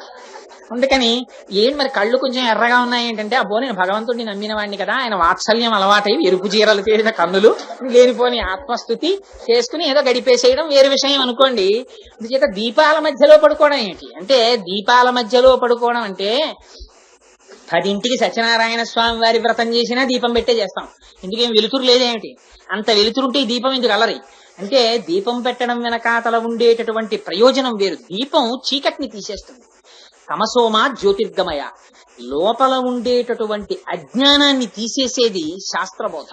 శాస్త్రం అంటే శాసనాత్ శంసనాత్ ఇది శాస్త్రం. దానికి రాజీ ఏం ఉండదు. అయ్యో పాపం కోటేశ్వరరావు గారి దగ్గరికి వెళ్ళి ఇలా చెప్తే ఆయనకి బలహీనతలు ఉన్నాయని ఏమైనా అనుకుంటారేమో, అందుకని ఈయన దగ్గర చెప్పేటప్పుడు కొంచెం మార్చేద్దాం అని అలా ఏం మారదు. శాసించి చెప్పేస్తుంది ఉన్నది ఉన్నట్టు. అలా చెప్తుంది కాబట్టి దానికి శాస్త్రం అని పేరు. ఆ శాస్త్రమును విశ్వాసముతో తెలుసుకుంటే, దానికి గురువుల యొక్క బోధ కూడా తోడైతే లోపల ఉండేటటువంటి అజ్ఞానం అనేటటువంటి చీకటి విచ్చిపోతుంది. అదిగో అటువంటి జ్ఞాననిష్టలో పడుకుంది. అందుకని చుట్టూ దీపములు వెలుగుతుండగా అగరు ధూపాన్ని పీలుస్తూ పడుకుందిట. ఇక్కడట పైకి పొగ కనపట్టలేదుట, కానీ వాసన తెలుస్తోందిట. అది పొగలేని వాసన ఏమిటి అంటే అక్కడ దీపమే వాసనని కూడా ఇస్తోందిట. దీపము వాసన ఇస్తుందా అంటే ఎంత చిత్రమైన మాట వాడారంటే, దీపము కేవలము ఆ శాస్త్రము వలన ఆచార్యుల వలన వినడం వలన కలిగినటువంటి జ్ఞానముగా మిగిలిపోవడం కాదు, అనుష్ఠాన పర్యంతం ఉండాలి. అంటే ఆ నేర్చుకున్నది పాటించడంలో కూడా ఉపయోగపడాలి. ఇది లేని అడిగింది. ఇహ సంతో నవాసంతి సతోవా నానువర్తసే తదాహి విపరీతాతే బుద్ధి ఆచారవర్జిత అని అడిగింది. ఒరే, నీకున్న ఒకే ఒక ప్రమాదం ఏమిటో తెలుసా? నీకు వేదాలు తెలుసు, నీకు ఉపనిషత్తులు తెలుసు, నీకు సకల శాస్త్రములు తెలుసు, నువ్వు సంధ్యావందనం చేస్తావు, పూజలు చేస్తావు, అన్నీ చేస్తావు. నీకు కొత్తగా చెప్పేవి ఏవి అక్కర్లేదు. అసలు మీ ఊళ్ళో చెప్పేవాళ్ళు లేరా? ఒకవేళ చెప్పినా నువ్వు వినవా? ఎక్కడ బుద్ధి ఆచారవర్జిత. నీకు బుద్ధి ఉంది, నువ్వన్నీ తెలుసుకున్నావు, కానీ ఆచారంలో పాటించవు. వీడికి అక్కడే పడుకున్నాడు. వీడు పడుకున్న బయటే ఒక బ్రహ్మాండమైన విగ్రహం ఉంది. ఏమిటో తెలుసా అండి? అది పుష్పక విమానంలో వర్ణించారు వాల్మీకి మహర్షి. నియుజ్యమానా సుగజా సుహస్త సకేశరాశ్చోత్పల పత్రహస్తా బభూవ దేవీ చ కృతా సుహస్త లక్ష్మీస్తథా పద్మిని పద్మహస్త. అక్కడ 2 ఏనుగులు బంగారు పాత్రలను పట్టుకుని పద్మకింజల్కములను వర్షిస్తున్నాయి లక్ష్మీదేవి మీద. ఆవిడ తామర పువ్వులో కూర్చునుంది. అటువంటి లక్ష్మీదేవి బయట ఉంది. వాడు ఆవిడికి నమస్కారం చేస్తాడు రోజు. ఆవిడే మనం శ్రీ సూక్తంలో చెప్తాం, లక్ష్మీ దివ్యైర్ గజేంద్రైర్ మణిగణ ఖచితై స్థాపితా హేమ కుంభై నిత్యం సా పద్మహస్తా మమ వసతు గృహే సర్వమాంగళ్యయుక్త అని. అటువంటి స్వరూపంతో అక్కడ లక్ష్మీదేవి ఉంది. ఆవిడికి నమస్కారం చేస్తాడు. ఆ లక్ష్మీ స్వరూపమే వేరొకరి ఇల్లాలని వాడు నమ్మడం. ఇది తెలుసుకున్న దాని పట్ల ఆచారం లేకపోవడం. ఎక్కడుంటుంది లక్ష్మీదేవి అంటే దేవతలకు ఆవిడ చూపించింది తను ఎక్కడుంటుందో. ఓసారి దేవతలందరూ ఆవిడికి నమస్కారం చేయడానికి వెళ్ళారు. వెళ్ళి నమస్కారం చేసి అక్క వైకుంఠంలో ఉన్నదే లక్ష్మీదేవి అనుకుని నమస్కారం చేస్తున్నారు. వాళ్ళ అజ్ఞానం పోగొట్టడానికి ఆవిడ తాను ఎక్కడుంటుందో చూపించింది. కైలాసే పార్వతీ త్వంచ క్షీరోధే సింధు కన్యక స్వర్గే చ స్వర్గలక్ష్మి స్వర్మర్చలక్ష్మిశ్చ భూతలే వైకుంఠే చ మహాలక్ష్మిర్దేవదేవి సరస్వతి గంగా చ తులసీ త్వంచ సావిత్రి బ్రహ్మలోకగా కృష్ణ ప్రాణాదిదేవి త్వం గోలోకే రాధికా స్వయం రాసే రాసేశ్వరి త్వంచ బృందావనే కృష్ణ ప్రాణాధికం దేవి అని ఆవిడ అక్కడ మొదలుపెట్టి రాజ్యలక్ష్మి రాజగేహే గృహలక్ష్మి గృహే గృహే. ఆవిడ ప్రతి ఇంటిలో ఉన్న ఇల్లాలి రూపంలో కూడా ఆవిడే ఉంది. ఉన్నప్పుడు రామచంద్రమూర్తి భార్య పరుడి భార్య లక్ష్మీ స్వరూపం కాదా? ఇక్కడ లక్ష్మీదేవికి నమస్కారం, అక్కడ ఆవిడ్ని చూడకూడని చూపు. ఇది బుద్ధి ఆచారవర్జిత. తను తెలుసుకోవడం వేరు, తెలుసుకున్న దాన్ని అనుష్ఠానంలో పెట్టడం వేరు. ఈ 2 కలిస్తేనే వాడు సరి అయినటువంటి మార్గములో వెడుతున్నవాడు. వాడే జ్ఞాని, వాడే గురువు. అందుకని జ్ఞానము అనుష్ఠానము రెండింటిని 2 రెక్కలుగా పెట్టుకుని పక్షులు ఎగురుతాయి. ఆ పక్షులే గురువు. అందుకని వాళ్ళ తల్లి అగరు ధూపాన్ని పీలుస్తోంది అంటోంది. అంటే ఆ దీపము అగర పొగని కూడా ఇస్తోంది. అంటే జ్ఞానము అనుష్ఠానము రెండింటినీ కలిగి ఉన్నటువంటి గోపిక. అంటే ఒక మహాపురుషుణ్ణి చూపిస్తోంది. ఇన్ని తెలుసున్నా ఈ శరీర ప్రయోజనాన్ని కోరుకుంటున్నది కాదు. అందుకని భక్తిసారుల్ని స్తోత్రం చేస్తోంది. ఆయన ఎప్పుడు తనకని ఏమి కోరుకున్నవారు కాదు భక్తిసారులు. అందుకని అదిగో అటువంటి స్వరూపంతో పడుకున్నటువంటి దానా ఆ అగరు పొగని పీలుస్తూ మెత్తని శయ్య మీద పడుకుంది. ఏమిటి మెత్తని శయ్య? శయ్య ఎంత మెత్తగానో ఉండాలని మనం కోరుకుంటాం. ఏదైనా కొనుక్కునే ముందు నువ్వు వెళ్ళి తీసుకొచ్చేద్దు, నాకు ఆఫీస్లో ఖాళీ లేదంటాడు. పరుపు కొనుక్కోవలసి వస్తే భార్య భర్త వెళ్ళి 10 షాపుల్లో నొక్కి చూసుకుని ఈ పరుపు బాగుందని తెచ్చుకుంటారు. పరుపు మీద అంత ప్రీతి ఏమిటి అంటే, పరుపు ఇంట్లో ఏది శుభ్రంగా ఉండనివ్వండి, ఉండకపోనివ్వండి, ఇంటికి వెళ్ళేటప్పటికి రాత్రి 11 అయిపోయింది అనుకోండి, ఒకవేళ ఇంట్లో మిగిలిన రూమ్స్ అన్ని అలా పడేస్తున్నా సర్దుకోరు. పక్క మీద దుప్పటి ఓటి దులిపేసుకుని పరుపు దులిపేసుకుని శుభ్రం చేసేసుకుని తలుపులు వేసేసుకుని ఫ్యాన్ వేసుకుని జెట్ ఎట్టేసుకుని పడుకుంటారు. పరుపు పట్ల అంత ప్రీతి ఏమిటి అంటే, ఆ పరుపు దేనికంత ప్రీతి? పరుపు మీద ప్రీతి కాదు. ఆ పరుపు మీద ప్రీతి దేని కొరకంటే నిద్ర కోసం. దాని మీద సౌఖ్యంగా పడుకుంటే నిద్ర రావాలి. దాని మీద పడుకున్నా నిద్ర పట్టకపోతే ఎవడి కర్మ, ఇంకా అలా దొలుతూనే ఉంటాడు అటు ఇటు. అంతకన్నా దరిద్రం ఇంకోటి లేదు నిద్ర పట్టకపోతే. అందుకని పాపం ధృతరాష్ట్రుడు అనుభవించాడు ఆ బాధ ఏమిటో. అందుకని ఆ పరుపు మీద మెత్తటి పరుపు మీద పడుకోవడం అంటే ఇది తామసీ నిద్ర కాదు, తమోగుణంతో కారణ శరీరంతో ఉండిపోయి పడుకున్నటువంటి సుషుప్తి కాదు. ఇది ఇక్కడే ఉన్నట్టుగా ఉండి బయట చూసే వాళ్ళకి తాను ఇక్కడే కూర్చున్నట్టు కనపడుతూ లోపల మాత్రం భగవంతుని యొక్క గుణములలో మునకలు వేసి భగవంతుడితోటి సంశ్లేషమును పొంది ఆయన యొక్క ఆనందమును తాను అనుభవిస్తూ బ్రహ్మానందమునందు మగ్నురాలై ఉండడం. భక్తిసారులు పైకి చూడడానికి బొంత కుట్టుకుంటున్నట్టు, అక్కడ తిరుగుతున్నట్టు, ఇక్కడ తిరుగుతున్నట్టు, గుహలో ఉన్నట్టు ఉండేవారు. కానీ బాహ్యమునందు ఏది అపేక్షించేవారు కాదు. లోపల ఎప్పుడూ ఆ శ్రీమన్నారాయణుణ్ణి అనుభవిస్తూ ఉండేవారు. అలా ఇక్కడ ఉన్న గోపిక అటువంటి పరుపు మీద నిద్రపోతోంది. అంటే నిరంతరము కృష్ణానుభవాన్ని పొందుతూ బ్రహ్మానందాన్ని పొందుతున్నటువంటి గోపిక. అటువంటి గోపిక నిద్ర లేచి రాదే, ఓ అత్త కూతురా లేచిరా. ఇప్పటి వరకు పిలిచిన గోపికల్ని బంధుత్వం పెట్టి పిలవరు. ఈవిడ్ని పిలిచేటప్పుడు బంధుత్వంతో పిలుస్తారు. అత్త కూతురు సంబంధం, మామ కూతురు సంబంధం, బాబాయ్ కూతురు సంబంధం, ఈ సంబంధాలు ఎక్కడి నుంచి వస్తాయి? ఈ దేహంతో వస్తాయి. ఇవాళ అలా పిలవడం వెనక మహాపురుషులైనటువంటి వారితో పెట్టుకునేటటువంటి సంబంధంలో వారితో ఏదో ఒక శరీర సంబంధం ఉన్నట్టుగా పిలిస్తే, దేహ సంబంధం ఉన్నట్టుగా పిలిస్తే, బంధుత్వం ఉన్నట్టుగా పిలిస్తే ఓ తాతగారు అను. అందుకే పూర్వం మనకొక గొప్ప సాంప్రదాయం ఉండేది. పక్కింటి వాళ్ళని పిన్నో అత్తో తెలియని ఆంటీ ప్రయోగాలు ఉండేవి కావు. పిలిచేటప్పుడు ఆ గుంభనం ఉండేది. సాధారణంగా పక్కింట్లో వాళ్ళని పిలిస్తే మామయ్య గారు, అత్తయ్య గారు అని పిలిచేవారు. ఎందుకంటే మామయ్య గారు ఆయన్ని పిలిస్తే ఈవిడ ఆయన్ని అన్నయ్య గారు అని పిలుస్తుంది. అన్నయ్య గారు అని ఈవిడ పిలిచింది కనుక ఆయన మేనమామ అవుతాడు పిల్లలకి. మేనమామ అయితే మేనమామల ముద్దు మేలైన ముద్దు. ఈ పిల్లలు ఇక్కడ అల్లరి చేసినా ఆయన కొంచెం పెద్ద మనసుతో సరిపెట్టుకుంటాడు మేనమామ కాబట్టి. రెండు బావమరది బతక కోరుతాడు. అందుకని ఈ పక్కింట్లో ఆయనకి రాత్రి వేళ ఏదైనా కొంచెం ఇబ్బంది వస్తే వాళ్ళు నిజంగా అలాగే కలివిడిగా వచ్చి పక్కింటి వాళ్ళు బంధువుల్లో ఆదుకునేవారు. ఆ పిలుపుల్లో తెలియకుండా ఆ అనుబంధం ఏర్పడిపోయేది. అందుకని స్పష్టంగా పిలిచేవారు మామయ్య గారండి అనో, లేకపోతే పితృ సంబంధంగా మరింత గౌరవనీయమైన వ్యక్తి అయితే ఏదో బాబాయ్ గారండి అనో, పెదనాన్నగారండి అనో పిలిచేవారు వయస్సుని బట్టి. అదో తెలియదు, ఇదో తెలియదు, అంకుల్ ఆంటీ రిలేషన్షిప్ వచ్చేసింది ఇప్పుడు. సరే, అది మన దౌర్భాగ్యం అనుకోండి. ఇంత పరమ పవిత్రమైనటువంటి పేర్లు మనకుండగా అంకుల్ అంటే ఏమిటో పాపం వాడికి తెలియదు, ఆంటీ అంటే అసలు తెలియదు. దీని చేత అమ్మకి నాన్నకి అటువారితో ఎటువంటి సంబంధం ఉందో వీళ్ళకి తెలియదు. ఉన్న అయోమయం చాలక కొత్త అయోమయంలోకి పిల్లలతో తోయించేసుకోవడం, వాళ్ళను ఉద్ధరించడం కాదు, వాళ్ళతో వీళ్ళని తోసుకోవడం. అటువంటి మాటలు మనకి ఇవాళ స్పష్టమైన అర్థాలున్న మన భాష మనకు అక్కర్లేదు. అర్థాలు స్పష్టంగా లేని దిక్కుమాలిన భాషలన్నీ మనకు కావాలి ప్రతి విషయంలోనూ. అక్కర్లే, తప్పక వాడడం వేరు. తప్పిన చోట కూడా నెత్తి మీద రుద్దుకుంటాం మనం. అది మనం జారుడు మెట్ల మీద జారుతున్నాం ఇవాళ. సరే, అది వేరు విషయం అనుకోండి. ఇవన్నీ నీకు ఎందుకు రాని నువ్వు తిరుపావే చెప్పమంటే అనుకోకండి. అందుకని ఓ అత్త కూతురా లేచిరా అంటే ఆ బంధుత్వం పెట్టుకోవడంలో అలా ఏదో రకంగా వాళ్లతో బంధుత్వం పెట్టుకోవడం వల్ల భగవంతుడి చేత రక్షణ లభిస్తుంది. ప్రహ్లాదుడు వంశంలో ఉన్నాడు కనుక ప్రహ్లాదుడి మనవడైన బలిచక్రవర్తి అహంకారాన్ని మన్నించారు శ్రీమన్నారాయణుడు. అందుకని భాగవతులతోటి సంబంధం ఉంటే వీడు రోజు ఆయన్ని బాబాయ్ గారు, బాబాయ్ గారు, బాబాయ్ గారు అని పిలుస్తున్నారు అనుకోండి. వీడికి ఏమైనా ఉపద్రవం వస్తే బాబాయ్ గారు పినతండ్రి వరస కనుక ఆయన కళ్ళమ్మ నీళ్లు ఎట్టుకుంటాడు. ఆయన కళ్ళమ్మ నీళ్లు ఎట్టుకోవడం ఈయన చూడలేడు. ఆయన కోసం వీడిని రక్షిస్తాడు. వీడు ఆయన్ని బాబాయ్ గారు అంటే వీడిని రక్షించేసింది. అందుకని ఇది ఒక గొప్ప సంబంధం. అందుకని వీళ్ళు ఈ పాశురం దగ్గరికి వచ్చేటప్పటికి ఇంత స్థితి ఉన్న గోపిక కనుక, ఇటువంటి భక్తిసారులు కనుక ఆయనతో బంధుత్వం పెట్టుకుని పిలిచింది. అందుకని ఓ అత్త కూతురా లేచిరా. ఎందుకని అత్త కూతురా లేచిరా అని పిలిచి ఆవిడ వచ్చి వీళ్లతో కలివాలి, వాళ్ళ బాహ్య స్మృతిని పొందాలి.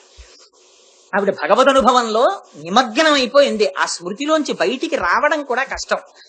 అందుకని నేను రావడం ఎందుకు, మీరే తలుపు తీసుకురండి అంది ఆవిడ. అంటే మణిమయమైనటువంటి కవాటం ఒకటి అడ్డుంది. ఆ కవాటమును మేము తీయలేం గడియని, నువ్వే తీయాలని. ఏమిటి గడియట? అహంకారము మమకారము అన్న రెండింటిని ఇలా వేసేస్తాడు పరమాత్మ. ఇక్కడ ఈ రెండు తలుపులు వేసేసి లోపల ఎప్పుడు చీకట్లో ఆయన్ని కూర్చోబెట్టి గబుక్కుని ఎప్పుడన్నా తలుపు తీస్తాడేమో అని గడియోటి పెట్టేసేసి, అదే దేహాత్మాభిమానం, ఈ శరీరము పట్ల కలిగేటటువంటి అభిమానం. ఇది నేను, ఇది నేను, ఇది నేను అనేటటువంటి అభిమానం. ఇది నేను దగ్గర నుంచి ఇంకా సమస్త జాడ్యాలు మొదలైపోతాయి. ఇది నేను కాబట్టి ఓ రూపాయి సంపాదించాలి, ఇది నేను కాబట్టి దీనికి పుట్టిన వాళ్ళు ఉన్నారు కాబట్టి వాళ్ళకో డబ్బులు దాచడం తప్పేం కాదు. అదేంటి, నేను ఇప్పటికీ మర్చిపోలేంది ఒక ఆశ్చర్యకరమైన విషయం. ఒకసారి శ్రీశ్రీ గారు ఒక స్టేట్మెంట్ ఇచ్చారు. నేను నిజంగా ఈయనకి ఎంత ఆధ్యాత్మ జ్ఞానం ఉందిరా, విప్లవ కవిలా కనిపిస్తాడు కానీ అనుకున్నాను. ఉత్తరం ఆయన ఆరుద్ర గారు శ్రీశ్రీ గారికి ఉత్తరం రాశారు ఒకసారి. అంటే ఇది సభాముఖంగా ప్రస్తావన చేయొచ్చో చేయకూడదో నాకు తెలియదు కానీ, పాత రచనలని ఫిక్స్డ్ డిపాజిట్ల మీద వచ్చే కీర్తి వడ్డీతో బ్రతికేవాడా అని ఉత్తరం రాశారు. రాస్తే ఈయన తిరిగి ఎంత అందమైన మాట వాడారంటే, ఈయనన్నాడు, తనకి కావలసిన దానికన్నా ఎక్కువగా వాడుకుంటున్నవాడు భవిష్యత్ తరాలకి ద్రోహం చేస్తున్నవాడు, తనకి కావలసిన దాన్ని వాడుకోనివాడు తనకి తాను ద్రోహం చేసుకున్నవాడు, ఈ రెండింటికి మధ్యలో తక్కెట్టి నిలబెట్టడం నేర్చుకున్నవాడిని నేనని ఆయన రాసుకున్నాడు. ఎంత చిత్రమైన మాట చూడండి. తనకి ఊర్ధ్వలోకాలలో కావలసిన దాన్ని ఇక్కడ పుణ్యరూపంగా దానానికి వినియోగించడం కూడా తను నేర్చుకోవాలి. అలాగని పిల్లలకి మిగల్చకుండా వేదాంతం పేరు చెప్పి గృహస్థు అంతా దానం చేసేసి వాళ్ళని దరిద్రుల్ని చేయడం కూడా తప్పే. అలా ఎక్కడా చేయని శాస్త్రం చెప్పలేదు. కానీ లోభిత్వం ఉండడం కూడా దీంతో సంబంధం పెట్టుకుని దీన్ని ఉద్ధరించుకోవడం. ఈ జన్మలో ఈ శరీరం ఉంది కాబట్టి మీరు ఇక్కడికి పట్టుకొచ్చో 2 అరటిపళ్ళు ఇస్తారు. ఇస్తే పాప గోవిందబాబు గారు లక్ష్మణాచార్యుల వారు అక్కడికి తీసుకెళ్లి స్వామికి నివేదన చేస్తున్నారు, కానీ మీరు ఇచ్చినవి 2 అరటిపళ్ళే. ఎంత పుణ్యం ఖాతాలో పడిపోతుందో మనకి తెలియదు. ఒక కుక్కగా రండి, ఆ బయట మీకు 2 అరటిపళ్ళు దొరికితే, లేకపోతే ఒక ఆవు గెల నుంచి 2 అరటిపళ్ళు తెంపి నోటితో పట్టుకుని ఇలా వస్తే వెళ్ళగలదా? ఉపాధి మారిందంతే. అది చేయలేదు ఈ కైంకర్యం. నోటికి దక్కింద తినాలంతే, భగవంతుడికి పెట్టలేదు. అలా ఇవ్వగలిగిన చెయ్య ఒక్క మనిషి చెయ్యి. అందుకే భగవంతుడు ఒక చిత్రమైన అమరిక పెట్టాడు ఈ చేతికి. ఈ చెయ్యి ముందుకెడుతుంది కానీ వెనక్కి వెళ్ళదు. ఇలా ఉంచుతారు, ఇలా ఉంచండి, వెనక్కి వెళ్ళదు. నేర్చుకోకండి. ఇలా పెట్టడమే నేర్చుకో, ఇలా తిప్పేయడం నేర్చుకోకు, పాడైపోతావు అలా తిప్పడం నేర్చుకుంటా. అంటే మనం దీన్ని ఇలా పెట్టుకోవడమే మనం నేర్చుకుంటున్నాం. అందుకని ఆ శరీరపు అమరికలో ఉంది పరమేశ్వరుడు పెట్టడంలో. అందుకని ఆ దేహాత్మాభిమానం, ఈ అహంకారం, ఈ లుబ్ధత్వం ఎప్పుడు పోతుందో తెలుసా అండి? ఇది భగవంతుడు మార్చడు, ఇది మహాపురుషుల వల్ల మారుతుంది. అందుకే దశమస్కంధంలో రాక్షసులందరినీ కృష్ణుడు చంపుతాడు. ఒక్క ధేనుకాసురుణ్ణి బలరాముడు చంపుతాడు. ఆ ధేనుకాసురుడు విచిత్రమైన వ్యక్తి. పెద్ద తాటి తోట ఒకటి ఉంది, అక్కడ తాటిపళ్ళు పండుతాయి, మంచి సువాసన తాటిపళ్ళు. అవి వాటంతటి కింద పడిపోయేవి. పడిపోతే తాటిపండు పగిలిపోతుంది. పగిలిపోతే అందులోంచి పగుళ్లలోంచి బంగారంలా తీపి రసం కారేది. పాప ఆ తాటిపళ్ళ వాసన చూసి గోపాల బాలుడికి తాటిపళ్ళు తినాలని కోరిక. కానీ అక్కడ గాడిద రూపంలో ఉండేవాడు రాక్షసుడు ధేనుకాసురుడు. వాడు తినడు తాటిపండు, వీళ్ళని తిననివ్వడు. వాడు కాపలా కాస్తూ ఉంటాడు. అందుకని ఆ తోటలోకి ఎడితే వెనకకాలతో తన్ని చంపేస్తాడు. అందుకని వీళ్ళు వెళ్ళడానికి లేదు. వీళ్ళు రోజున వీళ్ళకి ఏ కష్టం వచ్చినా బలరామకృష్ణుడికి చెప్తారు, కృష్ణ మాకు ఆ తాటిపళ్ళు తినాలనుంది, ధేనుకాసురుడు తంతున్నాడు, నువ్వు మమ్మల్ని తినేటట్టు చేయవా అన్నారు. కృష్ణుడు చంపలేదు, అన్నగారిని తీసుకెడితే బలరాముడికి భుజబలం, బలము మిగుల కలుక బలభద్రుడనిలో ఒక రమణుడగుట చేసి రాముడని అని ఆయన మహానుభావుడు కనుక ఆ తాటి చెట్లు పట్టుకుని ఊపాడు. తాటిపళ్ళు పడిపోతే ఎవడ్రా నా తాటిపళ్ళు రాయి చేస్తున్నవాడని ధేనుకాసురుడు వచ్చి 2 కాళ్ళతో తన్నాడు. అంటే బలరాముడు ఏం చేశాడంటే ఆ గాడిద తాలూకా 2 కాళ్ళు పట్టుకుని ముందు కాళ్ళకి తోకేసి కట్టి గిరగిరా తిప్పాడు. తిప్పి ఒక్క విసిరాడు. విసిరితే ఈ గాడిద వెళ్ళి తాడి చెట్టుకు తగిలింది. ఆ తాడి చెట్టు పడిపోతూ ఇంకో తాడి చెట్టు మీద పడిపోయింది. ఒక తాళవృక్షము తాక వైవనది కంపోద్రక్తయ్యి తుళ్ళి వేరొక తాళాగ్రం పైపడ అదియున్ ఆ యుగ్రాహకు ఓర్వక ఉండొక తాళవృక్షముపై పడ ఇట్లుండుంటిపై తాళవృక్షంబులు కూలే ప్రచండ మారుతము తాకం కూలు చందంబునన్నారు పోతన గారు. ఓ తాడి చెట్టు వెళ్ళి ఇంకో తాడి చెట్టు మీద, ఇంకో తాడి చెట్టు వెళ్ళి ఇంకో తాడి చెట్టు మీద, ఇలా తాడి చెట్లన్నీ పడిపోయి ధేనుకుడు చచ్చిపోయాడు. వాడి యొక్క పిల్లలందరూ ఈయన మీదకి బయలుదేరి వచ్చారు.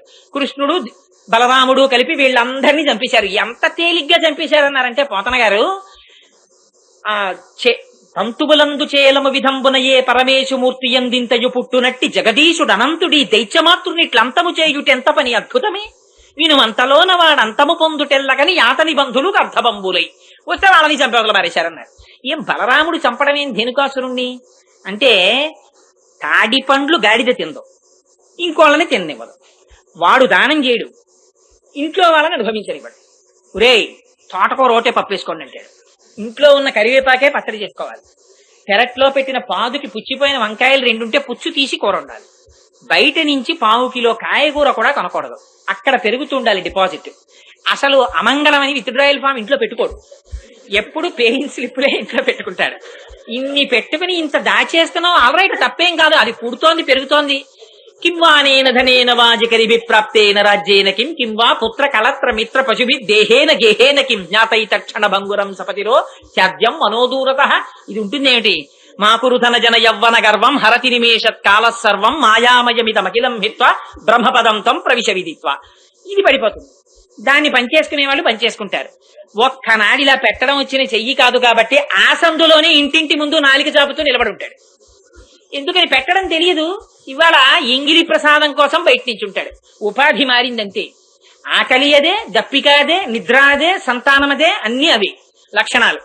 అందుకని ప్రయత్నపూర్వకంగా నువ్వు కూడా నీ వెట్టి మూటలో కొంత క్రెడిట్ కి పెట్టడం నేర్చుకో. ఇది బలరాముడు వచ్చి చంపాలి ఈ లోభగుణాన్ని. ఈ అహంకారం, దానికి సంబంధించినటువంటి లక్షణాలు మహాత్ముల యొక్క దర్శనంతో పోతాయి. అందుకని మణికవాటాన్ని మేము తీయకూడదు, నువ్వు తీయాలి. మా అంతటా మేము అహంకారాన్ని తీసేసి ఈ అహంకార మమకారములనేటటువంటి తలుపుల్ని తీసి దేహాత్మాభిమానాన్ని మేము తీసుకోగలమా? నువ్వు లేచి రావాలి, వచ్చి నువ్వు ఆ గడియ తీయాలి, ఆ తలుపులు విప్పాలి, నీ కాంతి మాకు కనపడాలి. అలా నువ్వు తీయవేం కవాటం? అత్త నువ్వెందుకు నిద్ర లేపట్లేదు ఆ పిల్లని? ఆవిడికేమైనా మూగా, చెవుడా, జాడ్యమా? ఎవరైనా అదిమి పట్టారా? మంత్రం వేశారా? లేచి రాదే. ఒక్కసారి 3 నామాలు చెప్పు, వైకుంఠ, మాధవ, మాయావి అని 3 నామాలు చెప్పు, స్పృహలోకి వస్తుంది అంటున్నారు ఇవాళ. ఎందుకు ఈ మాట అంటే, మమ్మల్ని భగవంతుడి వైపు నడిపించవలసిన దానివి నువ్వు వినకపోతే విని నడిపించేవాళ్ళు ఎవరు? చెవుడు నటిస్తున్నావా? అందుకని లేచిరా, లేకపోతే నిన్ను ఎవరైనా నియంత్రించారా? అంతగా భగవంతుని చేత నువ్వు అనుభవింపబడుతూ బ్రహ్మ సాక్షాత్కారమునందు మునిగి తేలుతున్నావా? ఒక్కసారి బ్రహ్మానుభవంలో ఉన్న వాళ్ళు పైకి రారు. అందుకని వాళ్ళని పైకి తీసుకురావడానికి భగవన్నామని చెప్తారు. ఈ 3 నామాలు చెప్పు అంటోంది. ఏమిటవి? వైకుంఠ, ఎక్కడో వైకుంఠములో ఉన్నట్టుగా కనపడినప్పటికీ ఇక్కడి వారు ఒక్కసారి స్వామి అని పిలిచేటప్పటికి పరిగెత్తుకొచ్చేటటువంటి లక్షణమున్నవాడు. ఇవాళ మనంద వ్రజంలో మన అందరి మధ్యలో ప్రాకృతమైన కన్నులతో చూడగలిగినటువంటి వాడి పుట్టి మన మధ్య పెరుగుతుంటే వాడి వ్రతం చెయ్యడానికి మేమందరం కలిసి వెడుతుంటే నువ్వు కూడా మాతో పాటు కలిసి వచ్చి మార్గదర్శకత్వమును వహించవలసిన దానివి కలిసి రాకుండా లోపల పడుకుంటావా? అందుకని లేచిరా. మాయావి, మాయ అంటే ఈ జగత్తే. కానీ ఇది భగవంతుడు లేకుండా మాయకి స్వతసిద్ధంగా అస్తిత్వం లేదు, ఆయనతో కలిసి ఉంటుంది. అందుకని జగత్ అంటే భగవత్ స్వరూపంగానే చూస్తారు పెద్దలు. ఎందుకని లోపల ఆయనే ఉన్నాడు కనుక, ఆయన ఉండి నియమిస్తున్నాడు కనుక. అటువంటి మాయాస్వరూపమై ఆశ్చర్యకరమైన శక్తి కలిగిన వాడై అంతటా ఉన్నవాడు ఇవాళ ఈ కన్నులతో చూడగలిగినటువంటి వాడిగా వచ్చాడు. అటువంటి ఆశ్చర్యకరమైనటువంటి కృష్ణుణ్ణి మాధవ అని పిలవమంది. మాధవ అంటే మా అంటే లక్ష్మీదేవి, ధౌడంటే భర్త. లక్ష్మీదేవికి భర్త అన్న నామం చెప్పమంది. ఆ మాట చెప్పడం ఎందుకు? లక్ష్మీదేవికి గుణం ఏమిటో తెలుసా అండి? పోత పోసిన వాత్సల్యం. ఆవిడికి ఇంకేమీ తెలియదు. హనుమ చెప్పేశారు సుందరకాండలో, ఆవిడ కళ్ళు ఎప్పుడు నలుపే, ఆవిడకి అసలు ఎరుపు జేరెక్కదు, ఆవిడికి కోపం లేదు. ఇంకా ఎప్పుడైనా పరమాత్మ కళ్ళు ఎర్రపడతాయిట. నిగ్రహ సమర్థుడు కాబట్టి, కర్మ ఫలప్రదాత కాబట్టి. అమ్మవారు మాత్రం ఎప్పుడు కన్నులు నల్లగా ఉండి వాత్సల్య గుణంతో ఉంటుందిట. అందుకే అమ్మవారి గురించి చెప్తే ఏ అమ్మవారికి లలితగా చెప్పండి, లక్ష్మిగా చెప్పండి, ఎలా చెప్పండి, ఆవిడిని కారుణ్యమే చెప్తారు. ఈశానాం జగతోస్య వెంకటపతే విష్ణోః పరాం ప్రేయసీం తద్వక్షస్థల నిత్యవాసరసికాం తక్షాంతి సంవర్ధినీం పద్మాలంకృత పాణిపల్లవ యుగాం పద్మాసనస్తాం శ్రియం వాత్సల్యాది గుణోజ్వలాం భగవతీం వందే జగన్మాతరం. అమ్మా, నీకు వాత్సల్యం కారుణ్యం తప్ప ఇంకేం తెలియవమ్మా. ఎంత కారుణ్యమో తెలుసా అండి లక్ష్మీదేవికి. ఆవిడ కారుణ్యం గురించి పరాశర భట్టర్ శ్రీగుణరత్న కోశంలో ఒక పద్యం రాశారు. నిజంగా ఎంత అద్భుతమైన పాదం అంటేట, అమ్మవారు నాకు ఈ శ్లోకం శ్రీరంగం వెళ్లి అమ్మవారి దర్శనానికి వెళ్ళినప్పుడు ఆ శ్లోకం గుర్తొచ్చి మురిసిపోయాను నిజంగా. అమ్మవారు పద్మాననే పద్మవూరు పద్మాక్షి పద్మ సంభవే అని పద్మంలో పద్మాసనం వేసుకుని కూర్చోవలసినటువంటి తల్లి చేసింది యశోద. లేక పుట్టిన కొడుకు, అందుకని ఒక మంచం మీద పడుకోబెట్టింది, ముస్తాబు చేసింది. ఆ పక్కనే ఒక బండి ఉంది.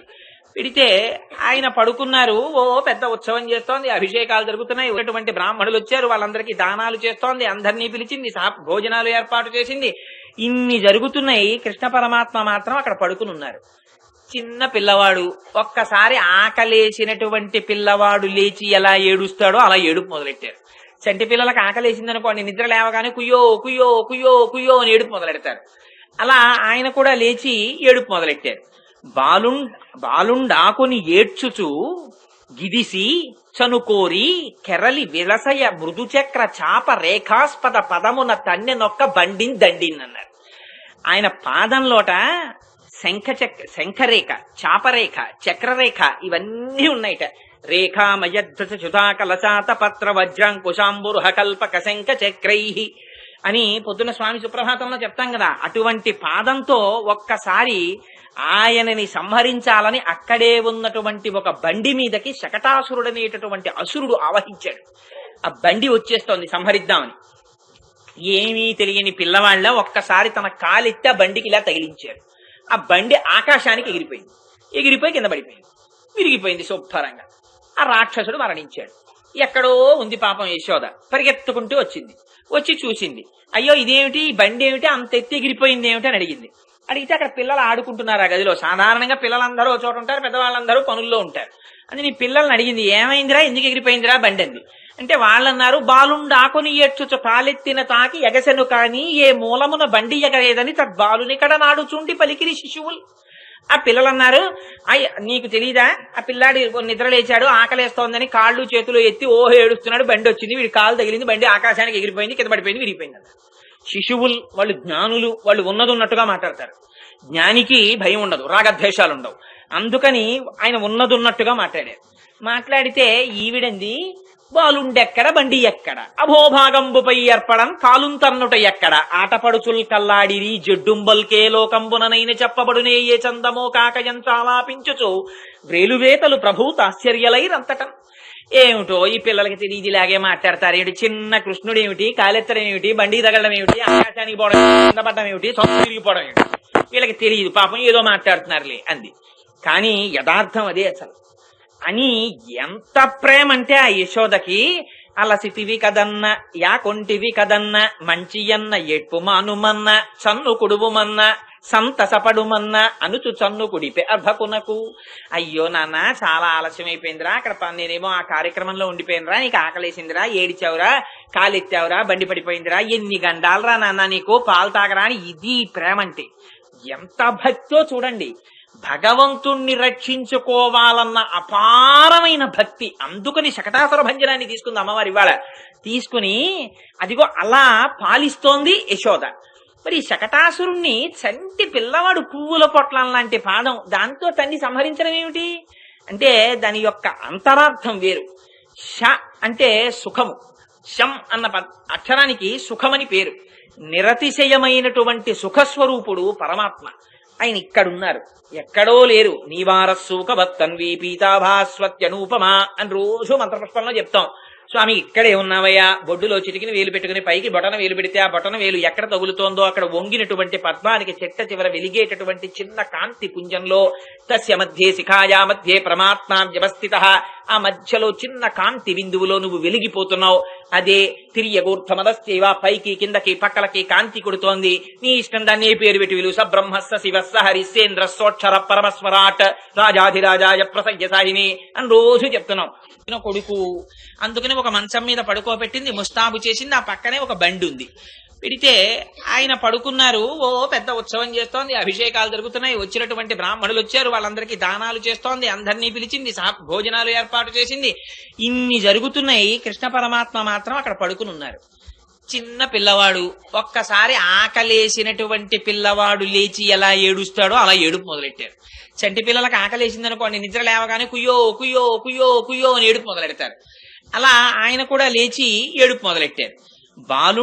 బాలుండాకుని ఏడ్చుచు గిదిసి చనుకోరి కెరలి విలసయ మృదుచక్ర చాప రేఖాస్పద పదమున తన్నెనొక్క బండిన్ దండిన్ అన్నారు. ఆయన పాదంలోట శంఖరేఖ, చాపరేఖ, చక్రరేఖ ఇవన్నీ ఉన్నాయిట. రేఖామయద్ధ చుతాకలచాత పత్ర వజ్రాంకుశాంబురుహ కల్పక శంఖ చక్రై అని పొద్దున స్వామి సుప్రభాతంలో చెప్తాం కదా. అటువంటి పాదంతో ఒక్కసారి ఆయనని సంహరించాలని అక్కడే ఉన్నటువంటి ఒక బండి మీదకి శకటాసురుడనేటటువంటి అసురుడు ఆవహించాడు. ఆ బండి వచ్చేస్తోంది సంహరిద్దామని. ఏమీ తెలియని పిల్ల ఒక్కసారి తన కాలెత్తి ఆ బండికి ఇలా తగిలించారు.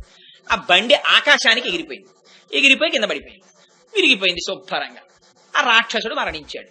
ఎక్కడో ఉంది పాపం యశోద. పరిగెత్తుకుంటూ వచ్చింది. వచ్చి చూసింది. అయ్యో ఇదేమిటి, ఈ బండి ఏమిటి అంత ఎత్తి ఎగిరిపోయింది ఏమిటి అని అడిగింది. అడిగితే అక్కడ పిల్లలు ఆడుకుంటున్నారు ఆ గదిలో. సాధారణంగా పిల్లలందరూ ఒక చోట ఉంటారు, పెద్దవాళ్ళందరూ పనుల్లో ఉంటారు. అది నీ పిల్లల్ని అడిగింది, ఏమైందిరా, ఎందుకు ఎగిరిపోయిందిరా బండి అంది. అంటే వాళ్ళన్నారు, బాలుండాకుని ఏడ్చుచు కాలెత్తిన తాకి ఎగసెను కాని ఏ మూలమున బండి ఎగరేదని తద్బాలునికడ నాడుచుండి పలికిరి శిశువులు. ఆ పిల్లలన్నారు, నీకు తెలీదా, ఆ పిల్లాడి నిద్ర లేచాడు, ఆకలేస్తోందని కాళ్ళు చేతులు ఎత్తి ఓహో ఏడుస్తున్నాడు, బండి వచ్చింది, వీడి కాలు తగిలింది, బండి ఆకాశానికి ఎగిరిపోయింది, కింద పడిపోయింది, విరిగిపోయింది అన్నారు.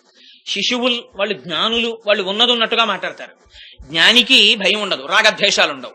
అందుకని ఆయన ఉన్నది ఉన్నట్టుగా మాట్లాడారు. మాట్లాడితే ఈవిడంది, బాలుండెక్కడ బండి ఎక్కడ, అభోభాగంబుపై ఏర్పడం కాలుం తన్నుట ఎక్కడ, ఆటపడుచుల్ కల్లాడిరి జడ్డుంబల్కే లోకంబుననైన చెప్పబడునే ఏ చందమో కాకయం చాలాపించుచు వ్రేలువేతలు ప్రభూతాశ్చర్యలైరంతటం.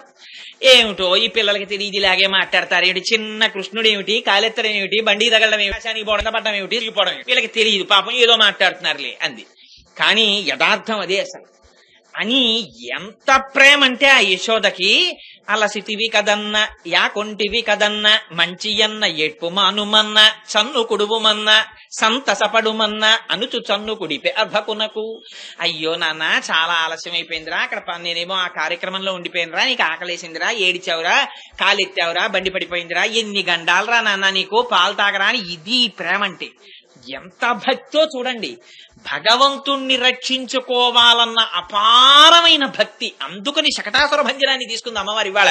తీసుకుని అదిగో అలా పాలిస్తోంది యశోద.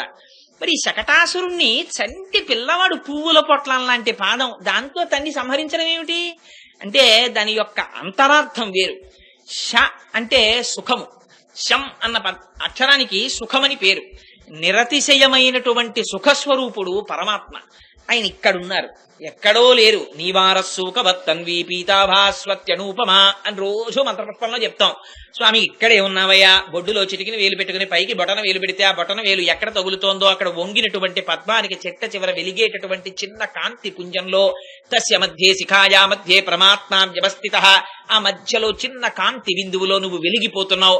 అదే తిరియగూర్ధమదశ్చైవ, పైకి కిందకి పక్కలకి కాంతి కొడుతోంది. నీ ఇష్టం దాన్ని ఏ పేరు పెట్టి విలు. సబ్రహ్మస్స శివస్స హరిశ్చేంద్ర సోక్షర పరమస్మరాట్ రాజాధిరాజాయ ప్రసజ్ఞ సాహిని అని రోజు చెప్తున్నాం. ఇక్కడే ఉన్నాడు ఆయన. ఇక్కడే ఉంటే ఈయనని తెలుసుకోవడం ఆనందం. అందుకొచ్చింది ఈ శరీరం. మళ్ళీ శంఖం దగ్గరికి వెడుతోంది. శంఖం అది చెప్తోంది, దీనికి పరమాత్మకి ఉన్న సంబంధం చెప్తోంది. దాన్ని విడతీసింది కట అంటే విడదీయడం. విడదీయడం ఈ శరీరం చేసింది. ఎందుకు చేసింది? దీనికో 2 చక్రాలు ఉన్నాయి. ఈ 2 చక్రాలతోటి ఇది పాప ఫలము పుణ్యఫలము ఈ రెండింటినీ అందుకోవడానికి తిరుగుతుంటుంది ఈ శకటం, ఈ బండి. ఈ పాపఫలం పుణ్యఫలం అనేటటువంటి 2 చక్రాలతో తిరుగుతూ ఉంటుంది. ఈ బండి ఎంతకాలం ఉంటుందో అంతకాలం పాపం పుణ్యం ఉంటుంది. ఈ బండి ఉండడం అంటే ఏమండి ఇది అయిపోతే ఇంకా మోక్షమేనా అని కాదు. ఈ బండి యందు నీకు ఎంతకాలం లగ్నమై ఉన్నావో అంతకాలం నీకు సంసారం ఉన్నట్టే. ఎప్పుడు దీని లోపల ఉన్నటువంటి వాణ్ణి గుర్తిరిగితే ఆనాడు నువ్వు తెలుసుకోవలసినటువంటి దాన్ని తెలుసుకున్నట్టు. అది తెలుసుకోనంత కాలం, దీని మీద మోహం పెట్టుకున్నంత కాలం అది సుఖము నుంచి విడతీస్తుంది. అందుకని ఆయన్ని నమ్ముకున్నారు గోపికలు. ఆయన అంటే అపారమైన ప్రేమ. వాళ్ళకి కృష్ణుడు భగవానుడు అని తెలియదు, తెలియనక్కర్లేదు కూడా. ఇది భగవానుడు అని వాళ్ళకి తెలియదు. కానీ తెలియకుండానే వాళ్ళు భగవత్ కైంకర్యం చేశారు. ఆ చెయ్యడం చేత వాళ్ళ విరోధుల్ని సంహరించాడు, తనని తాను తన వాళ్ళకి దక్కించుకున్నాడు. అలా మీరు కూడా ఇంత కాలమైపోయిందని బెంగ పెట్టుకోకుండా మిమ్మల్ని భగవంతుణ్ణి వేరు చేసినటువంటి ఈ శకటాన్ని భగవంతుడి చుట్టూ తిప్పడం అలవాటు చేస్తే ఆయనే ఒకనాడు ఆయన అనుగ్రహంతో ఆయన పాదాన్ని పైకెత్తుతాడు. ఆ పాదము తగిలిందా ఇంకా సుఖము దుఃఖము పాపము పుణ్యమో ఫలితమో అని తిరగవలసినటువంటి శకటము లేక ఆయనలో కలిసిపోయేటటువంటి మోక్ష స్థితిని పొందగలరు అని భక్తికి ఎంత పెద్దపీట వెయ్యాలో ఎందుకు ఈ భూమండలానికి వచ్చామో, మనుష్య శరీరానికి ఉన్నటువంటి గొప్పతనం ఏమిటో, దీనితో మనం చెయ్యవలసినటువంటి పని ఏమిటో ఆనాడు ఆ సరోయోగి మొట్టమొదట వచ్చి భగవంతుని యొక్క శంఖము యొక్క అంశలో ఏది మాట్లాడారో దాన్ని ఇవాళ పాశుర రూపంలో అమ్మవారు జ్ఞాపకం చేస్తోంది. ఇది ఆళ్వారుల దర్శనం చేయడం అంటే. లోపల ఆలయంలోకి వెళ్ళిపోతూ వాళ్ళు కనపడితే ఒకసారి ఇలా అనేసి వెళ్ళిపోవడం ఆళ్వారుల దర్శనం కాదు. వారు చెప్పినటువంటి మాటలని ఒక్కసారి స్మృతిలోకి తెచ్చుకొని, అందుకని ఒక్కసారి భూతం సరశ్చ మహదాహ్వయభట్టనాథ శ్రీభక్తి సారకుల శేఖర యోగి వాహాన్ అని ఆ లోపల వాళ్ళు ప్రతి వాళ్ళ జీవితం, వాళ్ళు చెప్పిన మాటలు మీకు 9వ పాశురం 10వ పాశురం చెప్పినప్పుడు అందులో రహస్యం చెప్తా. 3 ఆళ్వార్లు కలిసి నిలబడితే పరమాత్మ మధ్యలోకి వచ్చి నిలబడ్డారు.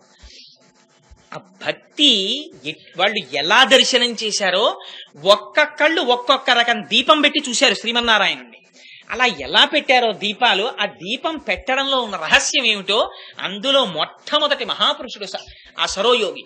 అందుకని తల్లి ఇవాళ వారిని కీర్తన చేస్తూ, అదిగో అటువంటి శకటాసురుణ్ణి పూతనని సంహరించినటువంటి ఆ కృష్ణ పరమాత్మ ఆ క్షీరసాగరమునందు శయనించినటువంటి శ్రీమన్నారాయణుడి కన్నా భిన్నం కాడు.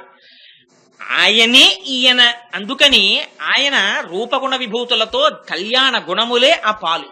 ఆ పాలల్లో వేయించేసి సర్వకాలముల యందు రక్షించాలనేటటువంటి పూనిక కలిగినటువంటి శ్రీమన్నారాయణుడు ఉన్నాడే, ఆయనే కృష్ణుడిగా వచ్చాడు కనుక తన వారిని తాను రక్షించుకున్నాడు, విరోధుల్ని శిక్షించాడు అని మనకి అభయం ఇచ్చి ఆ కృష్ణుడికి నమస్కారం చేయి. అటువంటి కృష్ణుణ్ణి అనుభవించినటువంటి యోగులున్నారు, మునులున్నారు. వారు నిద్ర లేచినప్పుట హరిహరి హరిహరి అంటూ నిద్ర లేస్తున్నారట. ఆ మాటలు మా చెవిన పడి మేము నిద్ర లేచాం అంది. ఏమిటది? అది బాహ్యంలో చూస్తే ఏమిటండి వాళ్ళు ఏమిటో లేవడం ఏమిటి, వాళ్ళు హరిహరి అనడం ఏమిటి, వీళ్ళ చెవిలో పడడం ఏమిటి, వీళ్ళు నిద్ర లేవడం ఏమిటి అనిపిస్తుంది. దీనికి మీకు చాలా తేలికగా అర్థం అవడానికి ఉపమానం 9 నెలలు నిండిపోయినటువంటి గర్భిణి పడుకుని ఉందనుకోండి. ఏదో ఆయన వస్తారని అనుకోలేదు ఆవిడ, ఏదో డెలివరీ అయ్యాక వస్తానులే, ఇప్పుడు కుదరదు, ఆఫీసులో చాలా చాలా ముఖ్యమైన పనిలో ఉన్నానన్నాడు. పొద్దున్నే ఎందుకమ్మా లేవడం, నీళ్లు వేసుకుని బాగా అడ్వాన్స్ స్టేజ్ ఆఫ్ ప్రెగ్నెన్సీలో ఉన్నావు కదా, పడుకోని పుట్టింటికి వచ్చింది కాబట్టి తల్లిదండ్రులు ప్రేమతో ఆవిడ పడుకోమన్నారు, పడుకుంది. కానీ పొద్దున్న 6 గంటలకి భర్త యొక్క కంఠం వినపడింది, కాలింగ్ బెల్ కొట్టి. వినపడగానే పెళ్ళవక ముందు తాను ఎంత బలంతో ఉండేదో అలా మంచం నుంచి ఒక్క దూకు దూకి పరిగెడుతుందా? పరిగెత్తదు. మెల్లమెల్లగా మంచం మించి లేచి కిందకి దిగి మనస్సులో సంతోషం, పైకి నడక మాత్రం జాగ్రత్తగా అడుగులో అడుగేసుకుంటూ గబగబా వచ్చి ఆయన్ని చూస్తుంది. ఎందుకు ఇంతకాలం ఆ భర్త యందు అంత అపేక్ష ఉన్నా ఇవాళ ఎందుకు గబగబా అడుగులు వేసి రాదు? లోపల తనకి ఏ పరిచయం లేకపోయినా గర్భస్థమైనటువంటి శిశువు పట్ల ఉన్నటువంటి రక్షణ పట్ల ఉన్నటువంటి కర్తవ్య దీక్ష. లోపల పిల్లాడున్నాడు, అమ్మో అంత గబగబా వెడితే వాడికి ఏమవుతుందో అన్న బెంగే. ఇన్ని కడవల నీళ్లు తల మీద పెట్టుకున్నా ఆడవాళ్ళు ఒకళ్ళతో ఒకళ్ళు మాట్లాడుకుంటూ వెళ్ళిపోతుంటారు పల్లెటూళ్లలో.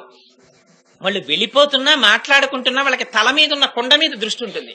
అందుకు నాకు కుండ పడదు, మాటలు వెళ్ళిపోతుంటాయి, కుండ మీద దృష్టి ఉంటుంది. అలా లోపల ఉన్నటువంటి పిండాన్ని రక్షించుకోవడంలో ఏ సర్వకాలముల ఎంత దృష్టి ఉంటుంది. అలా జాగృతిలో ఉన్నా, స్వప్నంలో ఉన్నా, సుషుప్తిలో ఉన్నా ఆయననే తలుచుకోవడం అలవాటైన వాళ్ళు లేచి ఒక్కసారి ఆహా స్వామి స్వామి స్వామి అని మళ్ళీ ఆ వైభవాన్ని తలుచుకుంటూ ఇక్కడే ఉన్నాడు స్వామిని. ఆ ప్రహ్లాదుడు కొండ కొమ్ము మించి కింద పడిపోతూ లక్ష్మీనారాయణులకి దెబ్బ తగులుతుందని గుండెలు పట్టు కింద పడిపోయాడు. ఆయనకి దెబ్బలు తగులుతాయని కాదు, వాళ్ళకి దెబ్బలు తగులుతాయని. అందుకని వాళ్ళు వైకుంఠం నుంచి గబగబా చేతులు చాపి లక్ష్మీనారాయణలు పట్టుకున్నారు.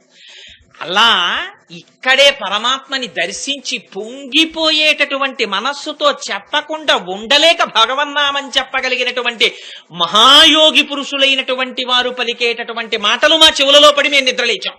అంటే ఇది బాహ్య నిద్ర, తామస నిద్ర, లేకపోతే జీవితానికి ప్రయోజనం నేర్చుకోవడమా? జీవిత ప్రయోజన సిద్ధి. అటువంటి సిద్ధిని తాను ఆచరించినట్లు చూపిస్తూ వ్రతాన్ని మిషపెట్టి మన జీవితానికి మార్గదర్శకమైనటువంటి ఉపదేశాన్ని తల్లి ఇవాళ చేస్తోంది.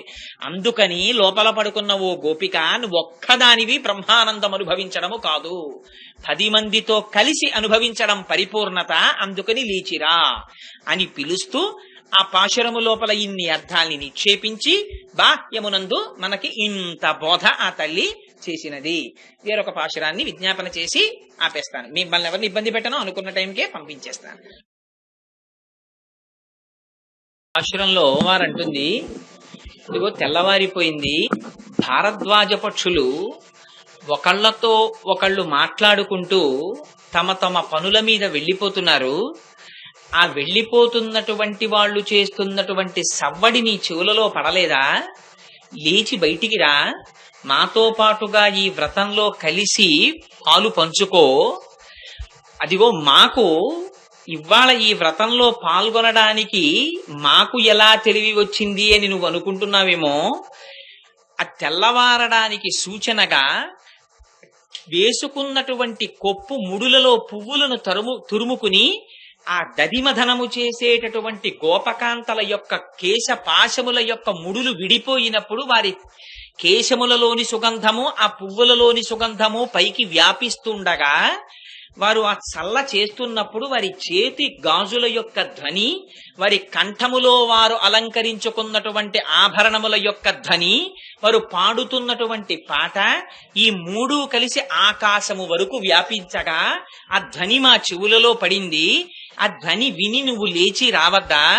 ఆ శ్రీమన్నారాయణుడే ఇవాళ సర్వ పదార్థముల యందు వ్యాపించినటువంటి శ్రీమన్నారాయణుడు ఈ కంటితో దర్శించడానికి వీలైనటువంటి ఒక మూర్తిగా శ్రీకృష్ణ భగవానుడిగా వచ్చి కేసి అనే రాక్షసుణ్ణి చంపి కేశవా అన్న నామముతో మా చేత కీర్తించబడగా నువ్వు నీ యొక్క ప్రకాశము మా కంటికి కనపడని విధముగా పరిహరించి తలుపు వేసుకుని పడుకోవడం బాగులేదు.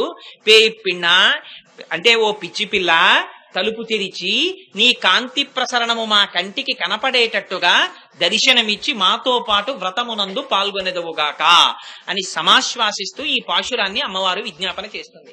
ఇందులో ఈ పాశురంలో భారద్వాజ పక్షులు తెల్లవారగానే బయలుదేరుతున్నాయంటుంది. ఇందులో ఆ తల్లి ఎన్ని మాటలు చెప్పినా ఆ పక్షుల గురించే ప్రస్తావన చేస్తుంది. ఇందాకటి పాశురంలో సరోయోగి గురించి మాట్లాడింది. ఈ పాశురాన్ని తరువాత పాశురాన్ని రేపటి రోజు పాశురం చెప్పే ముందు ఆ వరసగా వచ్చేటటువంటి ముగ్గురు ఆళ్వార్ల గురించి చెప్పేస్తాను. ఎందుకంటే ఇప్పుడు దాన్ని తీసుకుంటే సమయం పట్టేస్తుంది కనుక ఇప్పుడు కూడా పక్షులతోనే మొదలు పెడుతోంది. అంటే ఇప్పుడు కూడా ఆళ్వార్ల గురించే మాట్లాడుతోంది. ఇప్పుడు కూడా మహాపురుషులతోనే ప్రారంభం చేస్తోంది. పూర్వం భారద్వాజ మహర్షి అని ఒక మహర్షి వేదాలన్నింటినీ చదువుకోవాలనేటటువంటి కుతూహలంతో 300 సంవత్సరముల జీవితాన్ని తీసుకున్నారు బ్రహ్మగారి దగ్గర. 300 సంవత్సరములు జీవించి వేదాధ్యయనం చేస్తే ఇప్పటికి నువ్వెంత తీర్చుకున్నావో తెలుసా అని బ్రహ్మగారు ఆ వేదాన్ని తీసి పోసి చూపిస్తే మొత్తము వేదరాశిలో 3 గుప్పిళ్లు నేర్చుకున్నారు అయినప్పటికీ. ఇంకా మొత్తం వేదరాశిని తెలుసుకోవడం ఎంత కష్టం. అటువంటిది ఈ భారద్వాజ పక్షులు రాత్రి పడుకున్నవి పొద్దున్న లేచి తమలో తాము మాట్లాడుకుంటూ వెళ్ళిపోతూ ఉండడం అంటే బాలకాండలో చూపిస్తారు దీన్ని. సీతా కళ్యాణ ఘట్టం సమయంలో వచ్చినటువంటి జాబాలి, కాశ్యపుడు, వశిష్ఠుడు మొదలైనటువంటి మహర్షులందరూ వచ్చారు. ఈ మహర్షులందరూ రాత్రి వేళ ఒక గుడారంలో ఉన్నారు. ఆ జనక మహారాజు గారి ఇంటికి వెళ్ళినప్పుడు వీళ్ళందరూ రాత్రి కూర్చుని ఏం చేస్తారండి మహర్షులు? వీళ్ళు మాట్లాడుకుంటుంటే తెల్లవారిపోయింది అన్నారు. రాత్రి కూర్చుని మహర్షులు మాట్లాడుకున్నారు అనుకోండి, ఏమిటి మాట్లాడుకుంటారు? ఒక్కసారి ఊహ చెయ్యండి. ఇప్పుడు నాలాంటి వాడు ఉన్నాడు అనుకోండి, నేను శివరాత్రి చేస్తే ఇంకో రకంగా ఉంటుంది, ఏ టీవీ చూసుకుంటూనో గడుపుతాను. కానీ మహర్షులు ఏమిటి మాట్లాడుకుంటారు? మహర్షులు ఎప్పుడు మాట్లాడుకున్నా వారి అనుభవాల్ని మాట్లాడతారు. అందుకే పురుష సూక్తం వేదాహమేతం పురుషం మహాంతం ఆదిత్య వర్ణం తమసస్తు పారే సర్వాణి రూపాణి విచిత్య ధీరః నామాని కృత్వాభివదంత్యదాస్తే అంది. మొట్టమొదటి మంత్రంలో సహస్ర శీర్షా పురుష సహస్రాక్ష సహస్రపాత్ సభూమిం విశ్వతో వృత్వా అత్యతిష్టర్దశాంగుళం అని ఈ బ్రహ్మాండములను దాటిపోయినటువంటి భగవానుడు ఈ కంటికి కనపడగలిగినంతటి సౌలభ్యంతో ఇక్కడకొచ్చి నిలబడ్డాడు. దీన్ని మహర్షులు దర్శనం చేసి మనకు అందించారు మొట్టమొదట. కాబట్టి వాళ్ళు ఏం మాట్లాడుకుంటారు? వాళ్ళు యోగ సమాధిలో వాళ్ళు అనుభవించినటువంటి బ్రహ్మానందమునకు సంబంధించినటువంటి విశేషాలని ఒకళ్ళతో ఒకళ్ళు పంచుకుంటూ ఉంటారు. నిజంగా అసలు అలా మాట్లాడుకుంటుంటే యథార్థానికి మనలాంటి వాళ్ళం వెళ్ళి పిలిచారనుకోండి, మనం వెళ్ళి అక్కడ కూర్చున్నాం అనుకోండి, అసలు నిజంగా చెప్పాలంటే మనకేమీ అర్థం కాదు. ఎందుకనంటే ఓసారి శంకరాచార్యుల వారు వ్యాసుల వారు మాట్లాడుకున్నారు. అలాగే మాట్లాడుకుంటే పద్మపాదాచార్యుల వారు అంతటి వారికి అర్థం కాలేదు వాళ్ళిద్దరు ఏం మాట్లాడుకున్నారు. శంకర సాక్షాత్ అని ఆ శంకరుడిగా వచ్చారు, శ్రీ మహావిష్ణువు వ్యాసులుగా వచ్చారు, మీ ఇద్దరు మాట్లాడుకుంటుంటే మాకేం అర్థం అవుతుందని పద్మపాదాచార్యుల వారు అంతటి వారు అనవలసి వచ్చింది. అందుకని ఆ మహర్షులకి తెలుస్తుంది. అటువంటి మహాపురుషులు మళ్లీ విడిపోయి లౌకికమైనటువంటి కార్యక్రమమునందు ప్రవర్తించినట్టుగా నటించి తిరిగేటప్పుడు వారు తమ అనుభవములను ఒకరితో ఒకరు పంచుకుని వెళ్ళిపోతుంటారు. ఇవాళ మార్గశీర్ష స్నానం అనేటటువంటి మిషతో నిత్య పరమేశ్వర సంశ్లేషమును అనుభవించవలసినటువంటి వారికి వినబడవలసినటువంటి మాటలవి. ఆ మాటలు నీ చెవిన పడడం లేదా? నువ్వెందుకు లేచి రాలేదు? పిచ్చి పిల్ల అని పిలిచారు. పిచ్చి పిల్ల అంటే అది దూషించడానికో నిందించడానికో లేకపోతే అధిక్షేపించడానికో వాడినటువంటి మాట కాదు.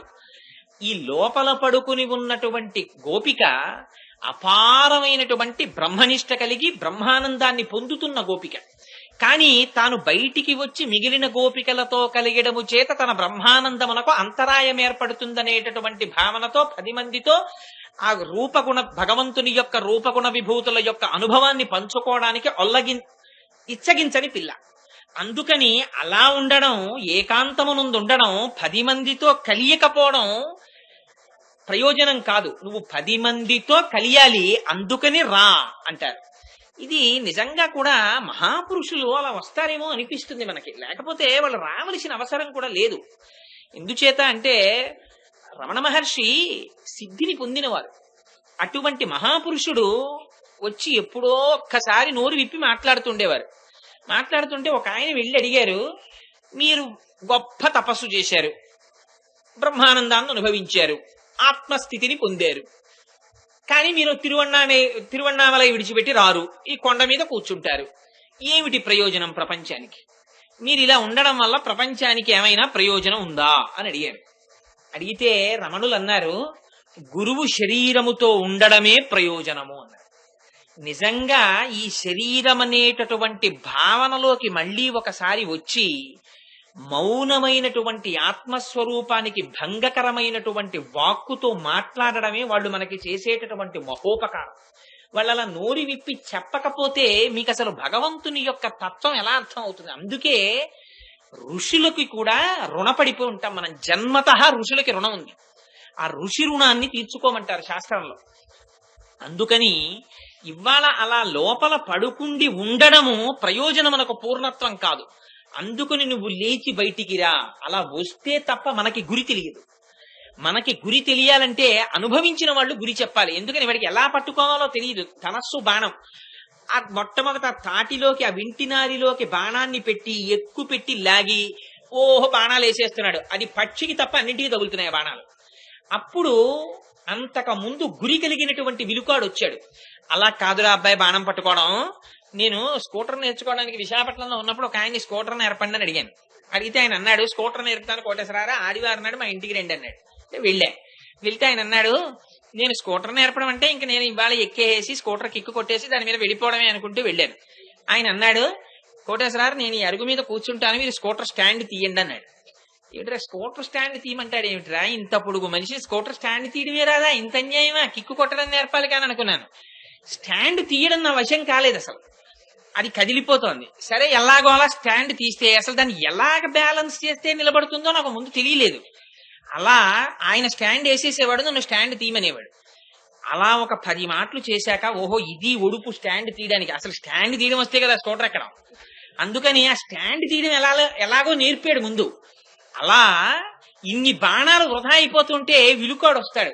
అలా కాదో అబ్బాయి, ఇలా పట్టుకో ధనస్సు, ఇదిగో బాణాన్ని ఇలా లాగు, లక్ష్యాన్ని ఇలా చూడు, ఇంకేం కనపడకూడదు, లక్ష్యం ఒక్కటే కనపడాలి. ఇప్పుడు విడిచిపెట్టు బాణాన్ని, తగిలిందా లేదా లక్ష్యానికి. ఇప్పుడు వాడు సంతోషపడిపోతాడు. ఈ గురి నేర్పేవాడు గురువు.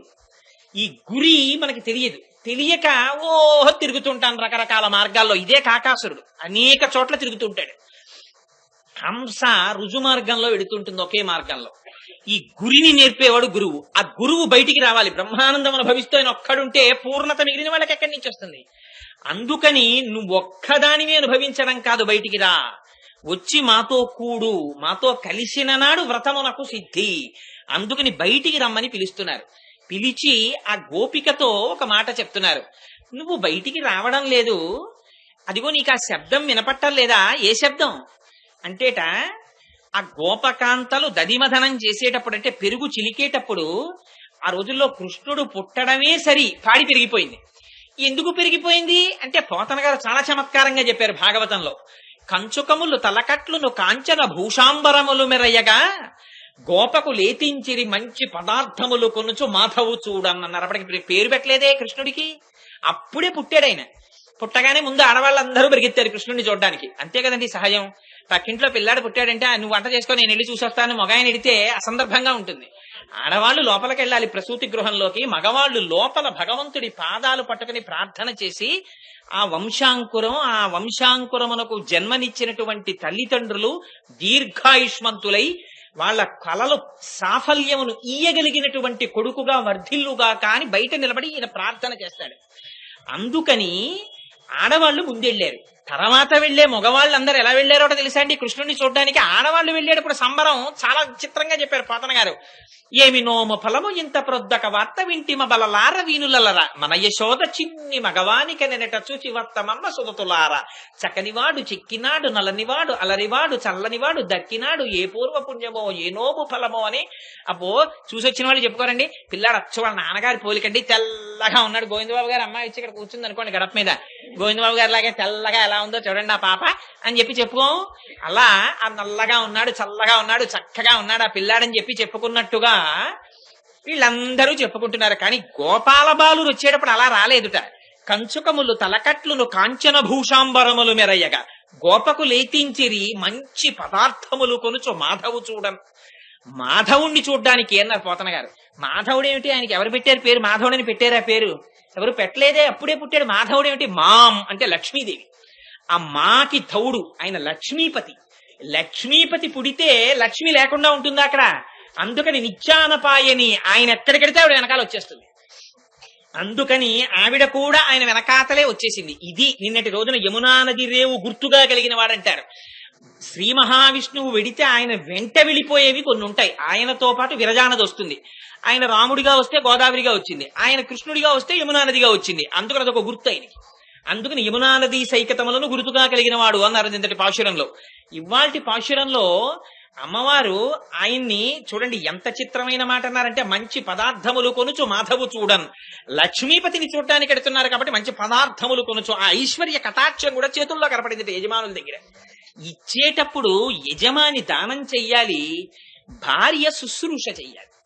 ఆ శుశ్రూష చేసేటప్పుడు ఇంటి యజమానురాలు కూతుర్ని దగ్గర పెట్టుకోవాలి, దానం చేసేటప్పుడు తండ్రి కొడుకుని దగ్గర పెట్టుకోవాలి. ఎందుకనంటే అసలు వంశమునకు కీర్తి ప్రతిష్ట అక్కడ ఉంటాయి.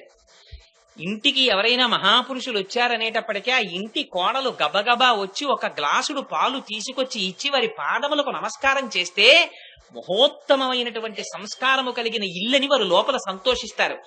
ఊరక రారు మహాత్ములు వా రథముల ఇండ్ల కడకు వచ్చుటలెల్లని కారణము మంగళములకు నీరొచ్చుట శుభము మాకు నిజము మహాత్మ అంటాడు నందుడు. అసలు రావడమే పుణ్యం. వాళ్ళు వచ్చారు, వస్తే ఈ సంస్కారం రావాలి. అందుకని కూతురు చెడుగైన మాత తప్పు, కొడుకు చెడుగైన తండ్రి తప్పు, అశ్వంబు చెడుగైన అశ్వారోహకుని తప్పు, రాజ్యంబు చెడుగైన రాజు తప్పు. ఎవరిది ఏ తప్పో చెప్పేసింది శాస్త్రం. అందుకని ఆ తల్లి శుశ్రూష నేర్పాలి కూతురికి, తండ్రి కొడుకుని పక్కన పెట్టుకుని దానం చెయ్యాలి. లేకపోతే నాన్నగారు ఏం దానాలు చేశారో నాకు తెలియదని మా నాన్నగారు ఏమైనా ఇస్తుంటారేమో అన్నది అలవాటు అయిపోతే వీడికి ఇవ్వడం అన్నది చేత కాదు. అది చేత కాకపోతే వంశము యొక్క కీర్తి ప్రతిష్టలు పెరగడం, మహాపురుషులు జన్మించడం జరగదు. ఎందుచేతన అంటే ఆ వంశంలో జరగట్లేదు కాబట్టి పుణ్యకార్యం.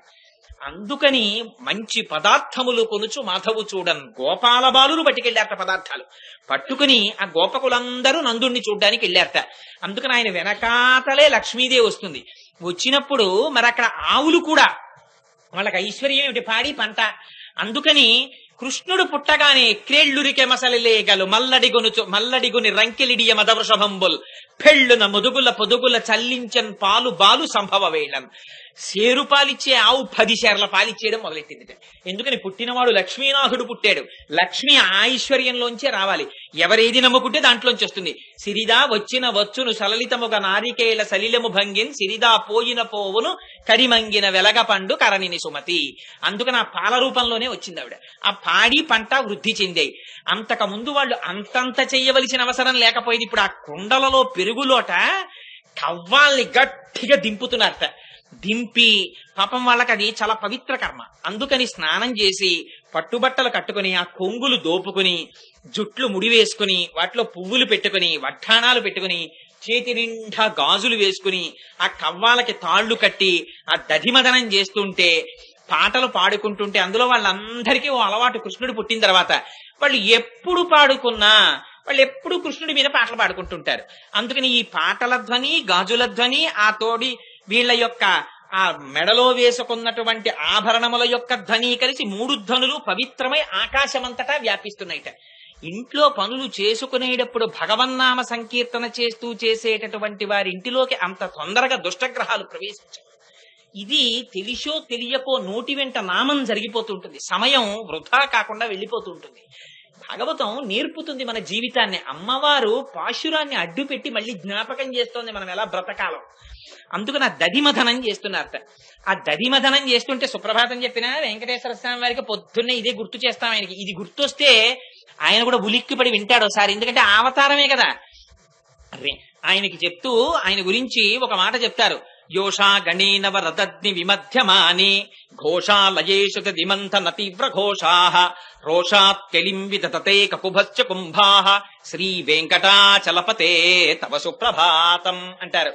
స్వామి ఆ కుండలలో కవ్వాలు దింపి ఆ గోపకాంతలు చల్ల చేస్తుంటే పెద్ద పెద్ద కుండలు అంతంత పెరుగు ఆ లోపల కవ్వాలు తిరగలేక తిరుగుతుంటే కవ్వాలకి కుండలకి దెబ్బలాటొచ్చి అరుచుకుంటున్నాయా అన్నంత ధనుస్తోంది. స్వామి లేచిరా, నువ్వోసారి నందవ్రజంలో పుట్టి అంత ఐశ్వర్యం వాళ్ళకి ఇచ్చావే అనగానేట ఒక్కసారా గోపకాంతలు ఆ గోపాల బాలురు తను తిరగడం తన సౌలభ్యం గుర్తొచ్చి గోవిందనామం కదా గభాలన లేస్తాట స్వామి. అంటే ఆయన ఇప్పుడు నిద్రపోతాడనే మన ఆర్తి. అలా భగవంతుడు దర్శనమిస్తాట. అందుకని సుప్రభాతంలో కూడా అదే వాడారు. అంత చిత్రంగా ఇక్కడ అమ్మవారు అంటుంది, అదిగో ధ్వని నీకు వినపడడం లేదా అంటుంది. ఇది బాహ్యమునందు ధ్వని కాదు, దీని ఆంతరమున రహస్యం వేరు. మొట్టమొదట విడిపోయినది కొప్పు. కొప్పు విడిపోయి సుగంధం వస్తోంది. ఎందుకని కొప్పులో పువ్వులు ఉన్నాయి కనుక. జుత్తు మోహానికి గుర్తు. అపారమైనటువంటి శారీరక తాదాత్మ్యతకి సౌందర్య ఆకర్షణకి తలనీలాలు గుర్తు. వాడు చొక్కాకి గుండీలన్నా పెట్టుకోడు కానీ తలకాయ మాత్రం దూకుంటాడు. ఈ శరీరం ముడతలు పడిపోయినా బాధ లేదు కానీ దీనికి రంగు మాత్రం వేసేసుకుంటాడు. చొక్కా ఉతుక్కోవడం అన్నా మరిచిపోతాడు కానీ ఇది వెలిసిపోతే మాత్రం ఎంత బెంగ పెట్టుకుంటాడో. అంటే నేను ఎవరిని ఉద్దేశించి అనడం లేదు స్వామి. అందుకని ఈ జుత్తు తెల్లబడుతుంటుంది. భగవానుడు జ్ఞాపకం చెయ్యాలంటే పాపం ఆయన కూడా కొన్ని సిగ్నల్స్ పెట్టుకున్నాడు. వీడికి అన్నింటికన్నా మమకారం ఈ జుత్తు మీద కదురా, ఫోన్లే పాపం దీన్ని తెలుపు చేసేద్దాం, తెలుపులోంచి కదా అన్ని వచ్చాయి, తెలుపులోకి అన్ని వెళ్ళిపోవాలి కదా మళ్ళీని. అబ్బాయి ఎందులోంచి వచ్చావో అందులోకి మళ్ళీ వెళ్ళిపోయే టైం వచ్చేస్తోందిరా, ఎందుకు వచ్చావో మర్చిపోయావురా అని గుర్తు చేసుకుంటాడేమో దువ్వుకునేటప్పుడు అని ఆయన తెలుపు చేస్తే వీడు అమాయకుడా వీడు తలుపు చేసుకుంటాడు. అందుచేత చిత్రం ఏమిటంటే అక్కడ ఆ జుత్తు వ్యామోహానికి గుర్తు. లేకపోతే తిరుమల పెడితే తలనీలాలకి ఎందుకండి? ఇన్ని కోట్ల బ్రహ్మాండాల్ని సృష్టించినటువంటి వాడికి దిక్కుమాలిన వెంట్రుకలు తక్కువ వచ్చాయి ఆయనకి. మనం వెంట్రుకలు ఇచ్చి చాలా బాధపడిపోవడం అంటే మహానుభావులు మీలాంటి వారు కాదనుకోండి, ఇదేంటి ఎందుకు వచ్చిందిరా అని చెప్పేసి ఓహో తల తడువుకుంటూ ఉండడం. ఎందుకు ఆయనకి ఆ వెంట్రుకలు? ఆయన ఆ వెంట్రుకలన్నీ తీసుకుని ఆయనకి ఎందుకు వచ్చింది? ఆ ఘంటసాల గారు ఒక అద్భుతమైన పాట కూడా పాడారు. ఆ చిడిముడి చేనంది సిగపాయ చేనంది చిడిముడి చేసేవా నవ్యచిద్విలాస అని. ఏమిటయా నీకు ఈ ఆనందం? మా సిగపాయ చేత్తో పట్టుకుని ఓ చిరునవ్వు నవ్వుతూ ఏమిటయా వెంకటాచలపతి అల్లరి అని స్తోత్రం చేశారు ఆయన మీద. అంటే ఆయన కోరుకునేది ఇతరం కాదు, ఆయన అడిగేది ఒరే మోహం సంసారమునందు కదా పెట్టుకున్నావు, దానికి గుర్తుగా ఈ తలనీలాలు నల్లగా వ్యామోహానికి గుర్తు కదా, ఇవి పరమాత్మ పాదముల యందు సమర్పించడం. స్వామి నీ పాదముల యందు వ్యామోహమును పొంది ఉన్నానని చెప్పడం. తప్ప ఇలా తీసేసిన దగ్గర నుంచి బెంగెట్టుకుని పైకొచ్చి, నేను చూశాను కొంతమందిని దెబ్బలాడుకునే వాళ్ళు ఉన్నారు ఇందులో. ఏంటి, ఆయనకి ఒంట్లో బాగులేనప్పుడు ఆవిడికి ఒంట్లో బాగులేనప్పుడు స్వతంత్రంగా మొక్కేస్తుంటారు. మా ఆయన్ని తీసుకొచ్చి తలనీలా ఇప్పించేస్తారు. ఆ తర్వాత సరే ఏదో తప్పక ఆయన వెళ్ళి ఇచ్చేసి తీరిందని మొక్కు అంటుంటాడు. తీరిందని మొక్కు అంటే ఆయన బాధ పాపం ఆయనది. అందుకని పరమాత్మకి కావలసింది అడిగారు. కుమారు వెంట్రుకలు ఎందుకు ఆయనకి? ఆయన ఏం చేసుకుంటాడు? ఇన్ని సృష్టించిన వాడు వెంట్రుకలు ఆయన సృష్టించుకోలేడేంటి? కానీ ఆయనకి కావలసింది ఒరే ఒక్కసారి నీవాడనని అనరా. సకృదేవ ప్రపన్నాయ తవాస్వీతి చయాచతే అభయం సర్వభూతేభ్యో దదామ్యే తత్ప్రతమమ.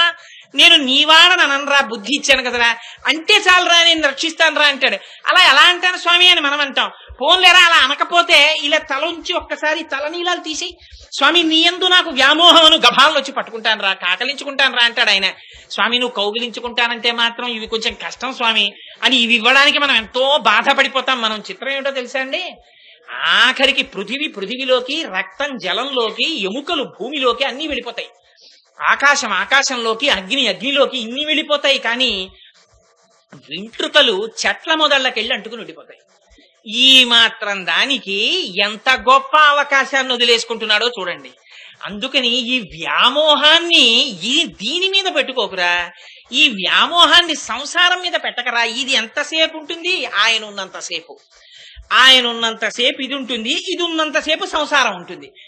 ఆయన వెళ్ళిపోతే ఇది లేదు, ఇది లేకపోతే సంసారం లేదు. అక్కడతో డిస్కనెక్ట్ అయిపోయిందంతే. ఇంతకు ముందు ఎంత ఒంటరిగా వచ్చాడో మళ్ళీ అంత ఒంటరిగా వెళ్ళిపోతాడంతే బయటికి. అందుకని ఒక్కసారి లోపలున్నవాడి పాదాలు పట్టుకుంటాననే అనరా అని మళ్ళీ అమ్మవారు కూడా పాపం అంతే ఆర్తి, ఆ గోదాదేవి కూడా. అందుకని దాంతో ప్రారంభించింది. ఈ జ్ఞానము కలగడం పువ్వుతో సంకేతం. ఈ పువ్వుని, ఈ జ్ఞానాన్ని, ఈ వ్యామోహాన్ని పరమాత్మ పాదముల యందు పెట్టుకో. ఇది కొప్పు విడిపోవడం, ఆ పువ్వులు వాసన దిగ్దిగంతముల యందు వ్యాపించడం, వ్యాపించి దధిమధనము చెయ్యడం. అంటే మీకు ఎన్నో మార్లు చెప్పి ఉన్నాను, భగవంతుని యొక్క రూపగుణ విభూతులను సంతతము లోపల బుద్ధి అనేటటువంటి కర్వంతో, భక్తి అనేటటువంటి త్రాటితో మథనము చెయ్యడమే దానిలోంచి ఆవిర్భవించేటటువంటి శుద్ధమైనటువంటి భక్తి. భగవంతుణ్ణి విడిచిపెట్టి ఉండలేని శుద్ధ సత్త స్వరూప జ్ఞానమే వెన్న అని. అందుకని అదే కవ్వం పెట్టి చిలికి ఇక్కడ వెన్నని పొందడం. అలా పొందడంలోట హస్తాభరణముల యొక్క ధ్వని వినపడుతోంది. ఇది మళ్ళీ తిరుప్పావై చివరి పాశురాల్లోకి వెళ్ళినప్పుడు అడుగుతుంది ఆవిడ, మాకు గాజులు కావాలి అని హస్తాభరణాలను అడుగుతుంది.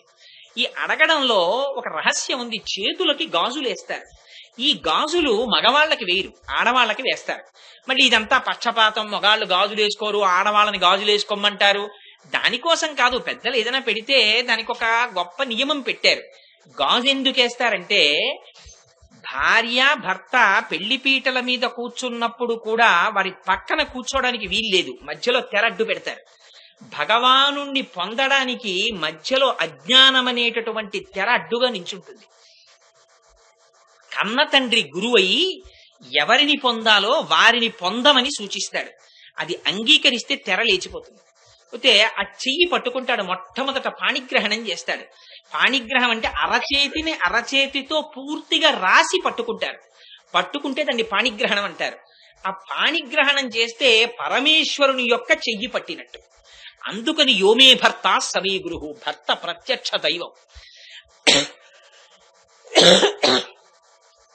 ఆ భగవంతుని చేత చేపట్టబడినటువంటి చెయ్యి అనడానికి మంగళ సూచనగా చేతికి గాజులు వేస్తారు. ఈ గాజుల యొక్క ధ్వని భగవంతుని చేత చేపట్టబడినటువంటి చెయ్యి అన్నదానికి గుర్తు. అందుకని గాజుల యొక్క చేతి ధ్వని వినపడుతోంది అంటే భగవంతుని యొక్క పాణిగ్రహణం, భగవంతుడి యొక్క చేతిని అందిబుచ్చుకున్నటువంటి ఆ ప్రయోజనాన్ని పొందినటువంటి తాదాత్మ్యతని అనుభవించడం, అది గాజుల ధ్వని. ఈ మంగళసూత్రాల యొక్క ధ్వని అంటే, ఈ మంగళసూత్రాల్లో మళ్ళీ కాసు పిరప్పు కదమ్మా అని రెండుంటాయి. ఈ కాసు పిరప్పు అనేటటువంటి మంగళసూత్రములకు పెట్టబడినటువంటి ఆభరణములు, ఆ పెట్టబడినటువంటి ఆ రెండు ఏమంటామంటే ఆ బిళ్ళల లాంటివి, అవి కలిసి చేసేటటువంటి ధ్వని, ఆ ఆభరణముల సవ్వడి ఒక చిత్రమైంది. ఆ మంగళసూత్రం అన్న మాట ఒక్క ఆర్ష సాంప్రదాయానికే చెల్లింది. ఈ మంగళసూత్రం గురించి ప్రస్తావన లేనటువంటి సంప్రదాయం లేదు. అద్వైతంలో చెప్పిన మంగళసూత్రం గురించి ఒక చోట వ్యాఖ్యానంలో చదివాను నేను. అది ఎందుకు పరమ పవిత్రం, ఆ మంగళసూత్రం గడిగితే అద్వైత భావన ఎలా కలుగుతుందని. దాన్ని ద్వైతంలో వాడతారు, విశిష్టాద్వైతంలో వాడతారు, అద్వైతంలో వాడతారు. ఇవన్నీ సిద్ధాంతాలు ఎలా ఉన్నా యథార్థానికి అన్ని మన్ని మెట్లు ఎక్కించడానికి వచ్చినవి. అది గుర్తు పెట్టుకోకపోతే మాత్రం నిష్కారణంగా ఇబ్బంది పడతాం. ఇవి అన్ని మన్ని ఒక్కొక్క మెట్టు ఎక్కించేవిగా తీసుకోవాలి. తీసుకుని మెట్లు ఎక్కాలి తప్ప దేని పట్ల నిరాదరణ మాత్రం పనికిరాదు. అందుచేత ఆ ధ్వని రావడం అంటే మంగళసూత్రం అంటే దానికి ఇంకొక పేరు పెట్టాల. మంగళం అంటే ఏమిటి? మంగళం అంటే అత్యంత శుభం. ఏమిటి అత్యంత శుభం? ఆయన ఉండడమే శుభం. ఇంకంతకన్నా స్త్రీకి వేరొక శుభం లేదు. ఎన్ని ఉండనివ్వండి, ఎంత ఐశ్వర్యం ఉండనివ్వండి. సీతమ్మ చెప్పేసింది. అరణ్యవాసానికి వెళ్ళేటప్పుడు రాముడు అన్నాడు, నువ్వెందుకు నాతోటి, నేను వెడతానన్నాను కానీ నిన్ను తీసుకెడతానని ప్రమాణం చేయలేదు మా నాన్నగారితోటి, నువ్వెందుకు అరణ్యవాసానికి, నువ్వు రావద్దన్నాడు. ఇక్కడ ఉంటే సుఖంగా ఉంటావు, ఆ అరణ్యవాసానికి వస్తే చాలా కష్టాలున్నాయి, రావద్దంటే అమ్మవారంది అద్భుతమైన మాట ఒకటి చెప్పింది. నా తంత్రి వజ్జతే వీణ, నా చక్రో వర్తతే రథ, నా పతి సుఖమే దేత యస్యాదపి శతాత్మజ అంది. నా తంత్రి వజ్జతే వీణ, వీణతిగా గోరు పెట్టి కొడుతుంటే పెనగి మోగుతుంది, కానీ వీణతీగ మోగుతోంది అనరు, వీణ మోగుతోందంటారు. నా తంత్రి వజ్జతే వీణ, నా చక్రో వర్తతే రథ. రథం రహదారి మీద వెళ్లిపోయేటప్పుడు రాతి దెబ్బలు తిని చక్రాలు నడుస్తాయి, కానీ చక్రములు నడుస్తున్నాయి